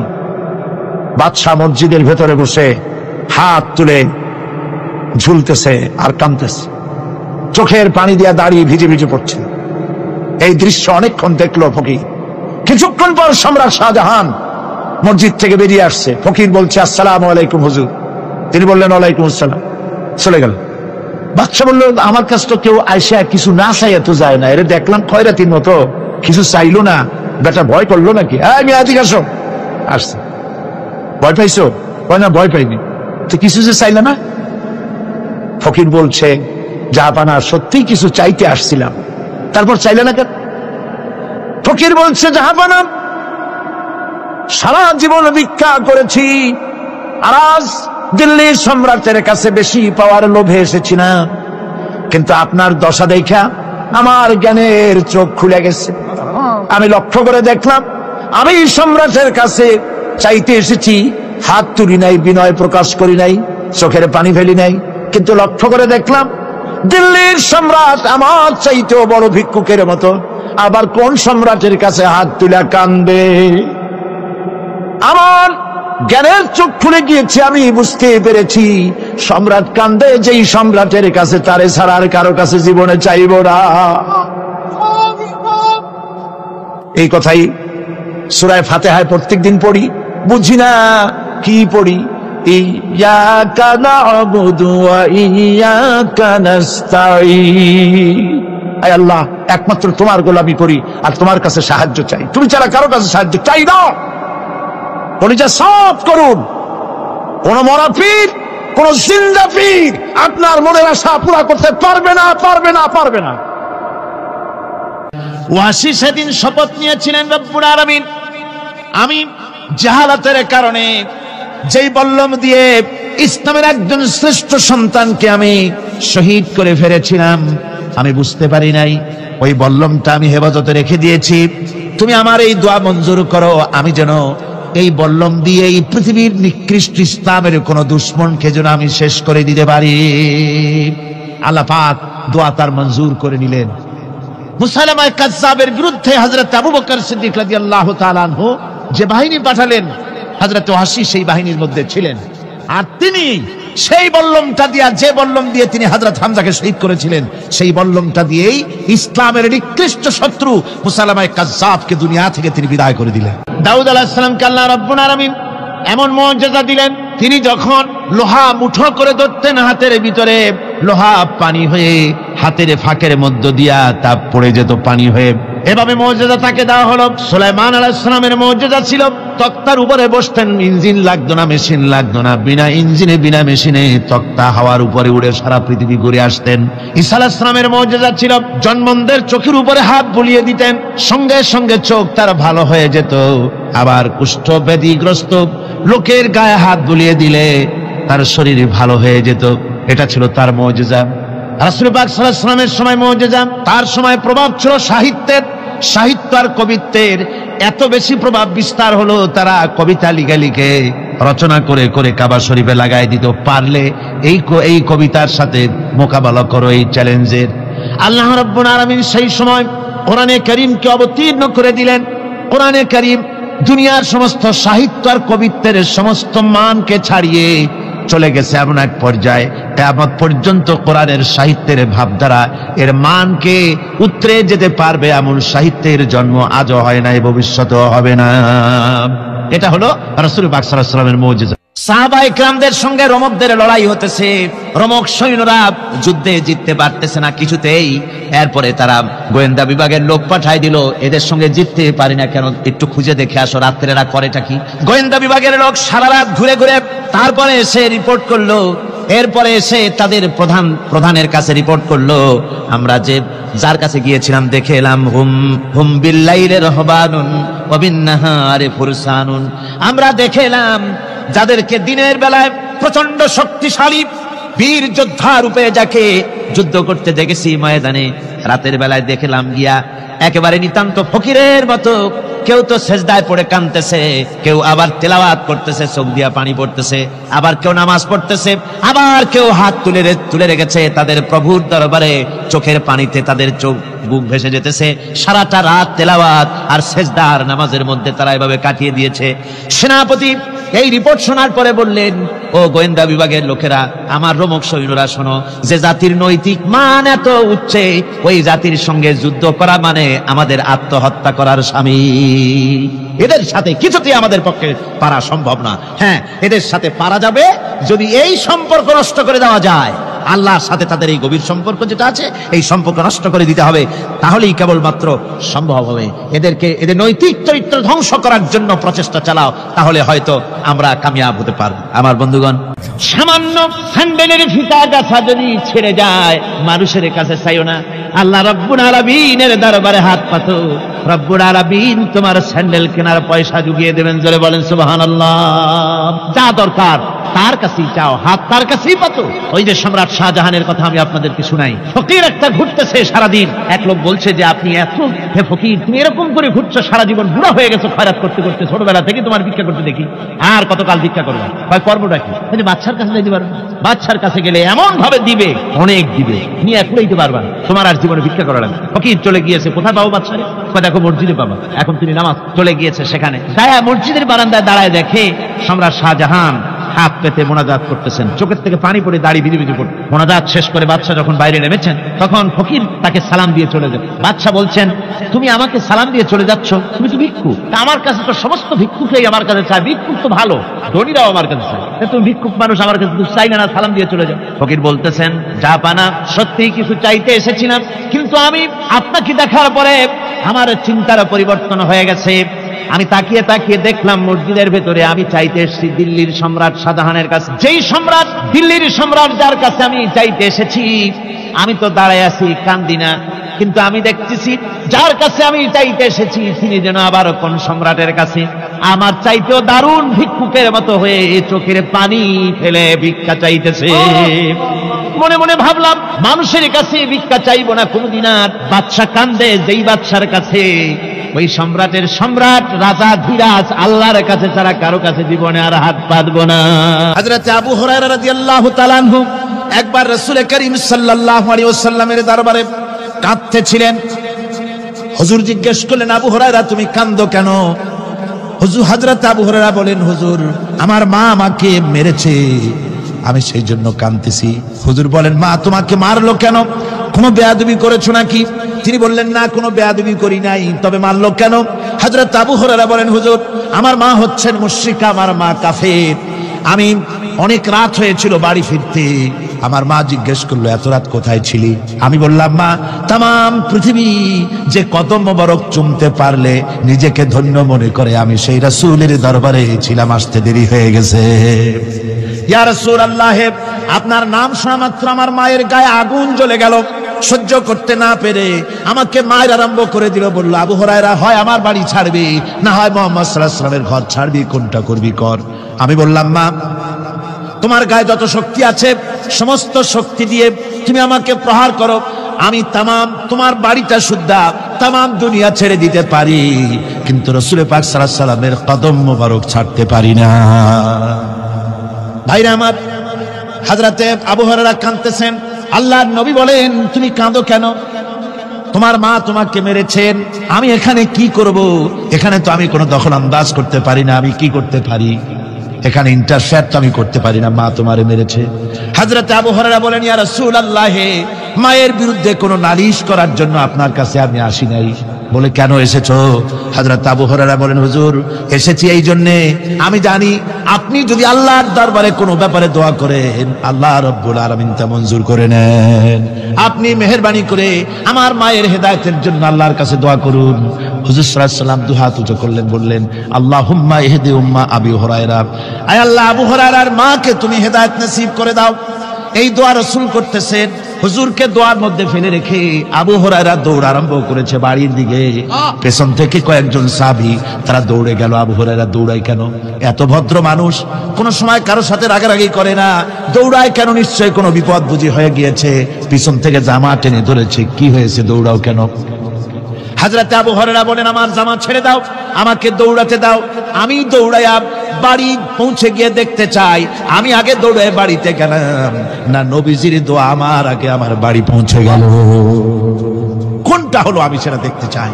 হযরত আবু হুরায়রা দৌড়াতে দৌড়াতে ঘরের কাছে গিয়ে নক করেছে। ভিতর থেকে আওয়াজ এলো, কে? কিছুক্ষণ পর মা আমার বেরোলেন, মাথার চুল দিয়া পানি পড়তেছে, বুড়া মানুষ। মা আমার কাছে এসে বলল, বাবা তোমাকে মারার পর আমি বড় অনুতপ্ত হয়েছি, মনে মনে অনুশোচনা করেছি, আরে আমার ছেলে তো কোনো খারাপ জায়গায় যায় নাই, কোনো খারাপ মানুষের কাছে যায় নাই, মারলাম কেন? বড় অনুতপ্ত হয়ে গেছি আমি, এই অনুশোচনা করে আমি এই মাত্র গোসল করেছি, আমাকে নিয়ে চলো তুমি বিশ্ব নবী রাসূলুল্লাহর দরবারে। আমার ভাইরা, রাসূল পাক সাল্লাল্লাহু আলাইহি ওয়াসাল্লাম আল্লাহর নবী এমন এক মহান সত্তা ছিলেন যে তিনি দোয়া আল্লাহর দরবারে হাত উঁচু করতে দেরি আছে, কিন্তু দোয়া কবুল হতে দেরি নাই। কুতুবে সুবহানী শেখ মুহিউদ্দিন আব্দুল কাদের জিলানী রাহমাতুল্লাহ আলাইহি তিনি বলেছেন, মুনাজাত করতে গিয়ে আবেগে বলেছেন, রব্বুল আলামিন তুমি যদি দয়া করে আমাকে জান্নাত দাও, আর তোমাকে যদি আমি না পাই, তুমি যদি আমার সঙ্গে দেখা না করো, আমারে যদি কথা না বলো, তাহলে এই জান্নাত আমার কোনো লাভ নাই। আর আমাকে যদি জাহান্নামও দিয়ে দাও, আর মাঝে মধ্যে তুমি যদি জিজ্ঞাসা করো মহিউদ্দিন কেমন আছো, তাহলে এই জাহান্নাম আমার জন্য বেহেশত হয়ে যাবে। আল্লাহ, আমি শুধু তোমারই চাই। আল্লাহর নবী বললেন, মহিলা তুমি অপরাধ করেছো, কিন্তু তোমার গর্ভস্থিত সন্তান তো কোনো অপরাধ করে নাই, সুতরাং তোমার উপরে শরীয়তের হদ জারি করা যাবে না, ডেলিভারি হোক, তারপরে বিচার হলো। মহিলা চলে গেল আফসোস করতে করতে যে আমার বিচার হলো না, যদি এর মধ্যে আমি মরে যাই তাহলে জেনা করেছি, দুনিয়ার শাস্তি তো সহজ, পাথর মেরে পুড়িয়ে দেবে, সঙ্গে সার করবে, এটা তো সহজ, কিন্তু কিয়ামতের ওই কঠিন জাহান্নামের আগুনে জ্বলতে পারবো না। মহিলাটি সন্তান ডেলিভারির পরে মহিলা চলে এসেছে রাসূলের কাছে, হুজুর এই সে আমার বাচ্চা ডেলিভারি হয়েছে, আপনি মেহেরবানি করে আমার উপরে হদ জারি করেন, শাস্তি দেন। আল্লাহর নবী বলেন, মহিলা তুমি অপরাধ করেছো, কিন্তু তোমার সন্তানের হক আছে, তোমার বুকের দুধ 2.5 বছর পর্যন্ত সে পান করবে, আমি তার হক নষ্ট করতে পারি না। মহিলা আবার চলে গেল কাঁদতে কাঁদতে, যদি এর মধ্যে মরে যায়, 2.5 বছরে যেতে পারে নাই, তার আগেই মহিলা ওই বাচ্চাটাকে কোলে নিয়ে হাতে একটা রুটি দিয়া হুজুরের কাছে আসছে, কত পেরেশানি দেখেন। মহিলা এসে বলেন, ইয়া রাসূলুল্লাহ, আমার এই বাচ্চা এখন দুধ ছেড়ে দিয়েছে, সে রুটি খাইতে পারে, হুজুর আর দেরি করবেন না, এই শাস্তি না নিয়ে যদি মরে যায়, জাহান্নামের কঠিন আযাব আমি ভোগ করতে পারবো না। আল্লাহর নবী ওই মহিলাকে অর্ডার দিয়া দিলেন, একে বুক পর্যন্ত মাটির মধ্যে গেড়ে দিয়া চতুর্দিক থেকে পাথর নিক্ষেপ করো। মহিলাকে নিয়ে বাচ্চাকে বুক পর্যন্ত মাটির ভিতরে গেড়ে দিয়া চতুর্দিক থেকে যখন পাথর নিক্ষেপ করা হচ্ছিল, রক্ত ছিটে এসে একজন সাহাবীর গায়ে পড়ায়, সাহাবী মহিলাকে ভৎসনা করলেন।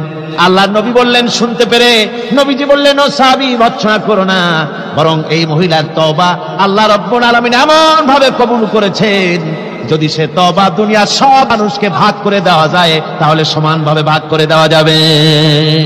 60,000 সৈন্য তাদের অশ্ব নিয়ে, তাদের উষ্ট্র নিয়ে, তাদের মালপত্র নিয়ে, জিহাদের সামান নিয়ে শ্রাবণের খরস্রোতা নদী, উত্তাল তরঙ্গমালায় ভরা নদীর উপর থেকে এই সাহাবীরা পাড়ি দিয়ে ওপার চলে গেলেন। ওপার যাওয়ার পরে হযরতে সাদ বলছেন, তোমাদের কেউ কি হারায় গেছে নাকি?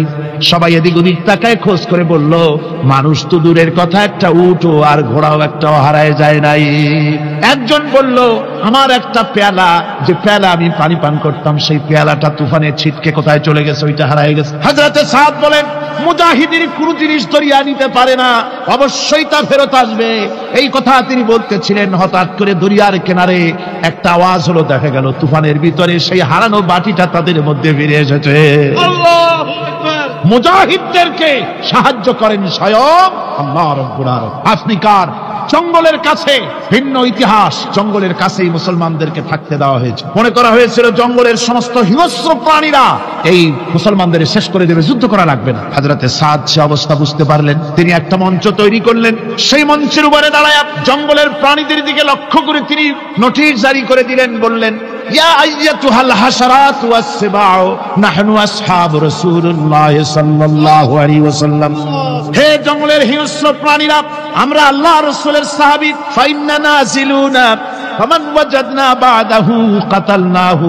আমরা রাসূলের সাহাবী, এইখানে আল্লাহর দ্বীনকে কায়েম করার জন্য আমরা এসেছি, আল্লাহর কলেমার আওয়াজ নিয়ে আমরা এখানে রাত কাটাবো। সুতরাং এই জঙ্গলের ভিতরে হিংস্র প্রাণী যত আছো, সব আমাদের এই জায়গা ছেড়ে অন্যত্র চলে যাও।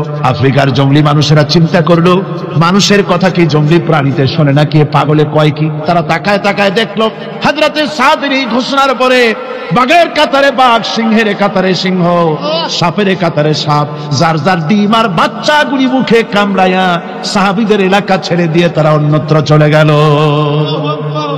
আমার মুসলমান ভাইরা, এই ছিল মুসলমানদের ইতিহাস। দ্বীন প্রতিষ্ঠা করার কাজে মুসলমান এগোলে আল্লাহই মদদ। আল্লাহুম্মা আমিন। রব্বানা যালামনা أنفسنا وإن لم تغفر لنا وترحمنا لنكونن من الخاسرين ربنا لا تزغ قلوبنا بعد إذ هديتنا وهب لنا من لدنك رحمة إنك أنت الوهاب ربنا فاغفر لنا ذنوبنا وكفر عنا سيئاتنا وتوفنا مع الأبرار ربنا وآتنا ما وعدتنا على رسلك ولا تخزنا يوم القيامة إنك لا تخلف الميعاد أي الله ربنا العالمين বিশাল এই জনতা নিয়ে তোমার দরবারে হাত তুলেছি রব্বুল আলামিন কোরআনে কারীমের মাহফিল বড় আশা করে হাত তুলেছি মেহেরবানি করে আলোচনার সওয়াব রাসূল করিম সাল্লাল্লাহু আলাইহি ওয়াসাল্লামের রূহ মুবারকে পৌঁছায় দাও तमाम পৃথিবীর মাটির নিচে মুমিন মুমিনাত যারা শুয়ে আছে তাদের রূহের উপরে সওয়াব পৌঁছায় দাও রব্বুল আলামিন আমাদের মা বাপ যাদের দুনিয়া থেকে বিদায় হয়ে গেছে কবরগুলিকে জান্নাতের টুকরা বানায়া দাও রব্বির হামহুমা কামা রব্বায়ানি সগীরা সবাই পড়েন রব্বির হামহুমা কামা রব্বায়ানি সগীরা আয় আল্লাহ আমাদের মা বাপ যাদের বেঁচে আছে স্বাস্থ্য ভালো রাখো আল্লাহ তাদেরকে হায়াতে তাইয়্যিবা দাও সেহাতে কুল্লিয়া দাও খাতিমা বিল খাইর করো রব্বুল আলামিন কোরআনে কারীমের মাহফিলে বড় আশা করে আমরা হাত তুলেছি আমাদের জিন্দেগীর সকল গুনাহ খাতা maaf করে দাও আয় আল্লাহ তাআলা জীবনে বহু গুনাহ করেছি গুনাহ করে করে জীবনটারে নষ্ট করে ফেলেছি আয় আল্লাহ তুমি দয়া করে মেহেরবানি করে আমাদের জিন্দেগীর গুনাহ maaf করে দাও রব্বুল আলামিন না বুঝে সওয়াব মনে করে অনেক শিরক বিদআত আমরা করেছি মনে করেছি ওতে সওয়াব হবে আমরা বুঝি নাই আল্লাহ আমাদের ভুল বুঝানো হয়েছে নিজেরাও ভুল বুঝেছি এভাবে সওয়াবের নিয়তে শিরক বিদআত আমাদের মধ্য থেকে যা হয়েছে আল্লাহ দয়া করে তুমি আমাদেরকে ক্ষমা করে দাও আয় আল্লাহ আমাদেরকে দয়া করে শিরক এবং বিদআত মুক্ত জীবন যাপনের তৌফিক দিয়া দাও রব্বুল আলামিন এত বড় বিরাট তাফসীরুল কোরআন মাহফিল লক্ষ লক্ষ টাকার প্রয়োজন আল্লাহ টাকা পয়সার অভাব নাই রব্বুল আলামিন তুমি গানি আর আমরা ফকির আয় আল্লাহ এই শহরেতে এমন লোক আছে একজনই মাহফিলের খরচ দিয়ে দিতে পারে আল্লাহ তোমার বান্দাদের দিল তুমি নরম বানায়া দাও কোরআনের মাহফিল কোন বছর ঋণগ্রস্ত থাকে নাই এবারও যেন থাকে না আল্লাহ বাজের যা আছে তার চাইতে বেশি তুমি মেহেরবানি করে জোগাড় করে দাও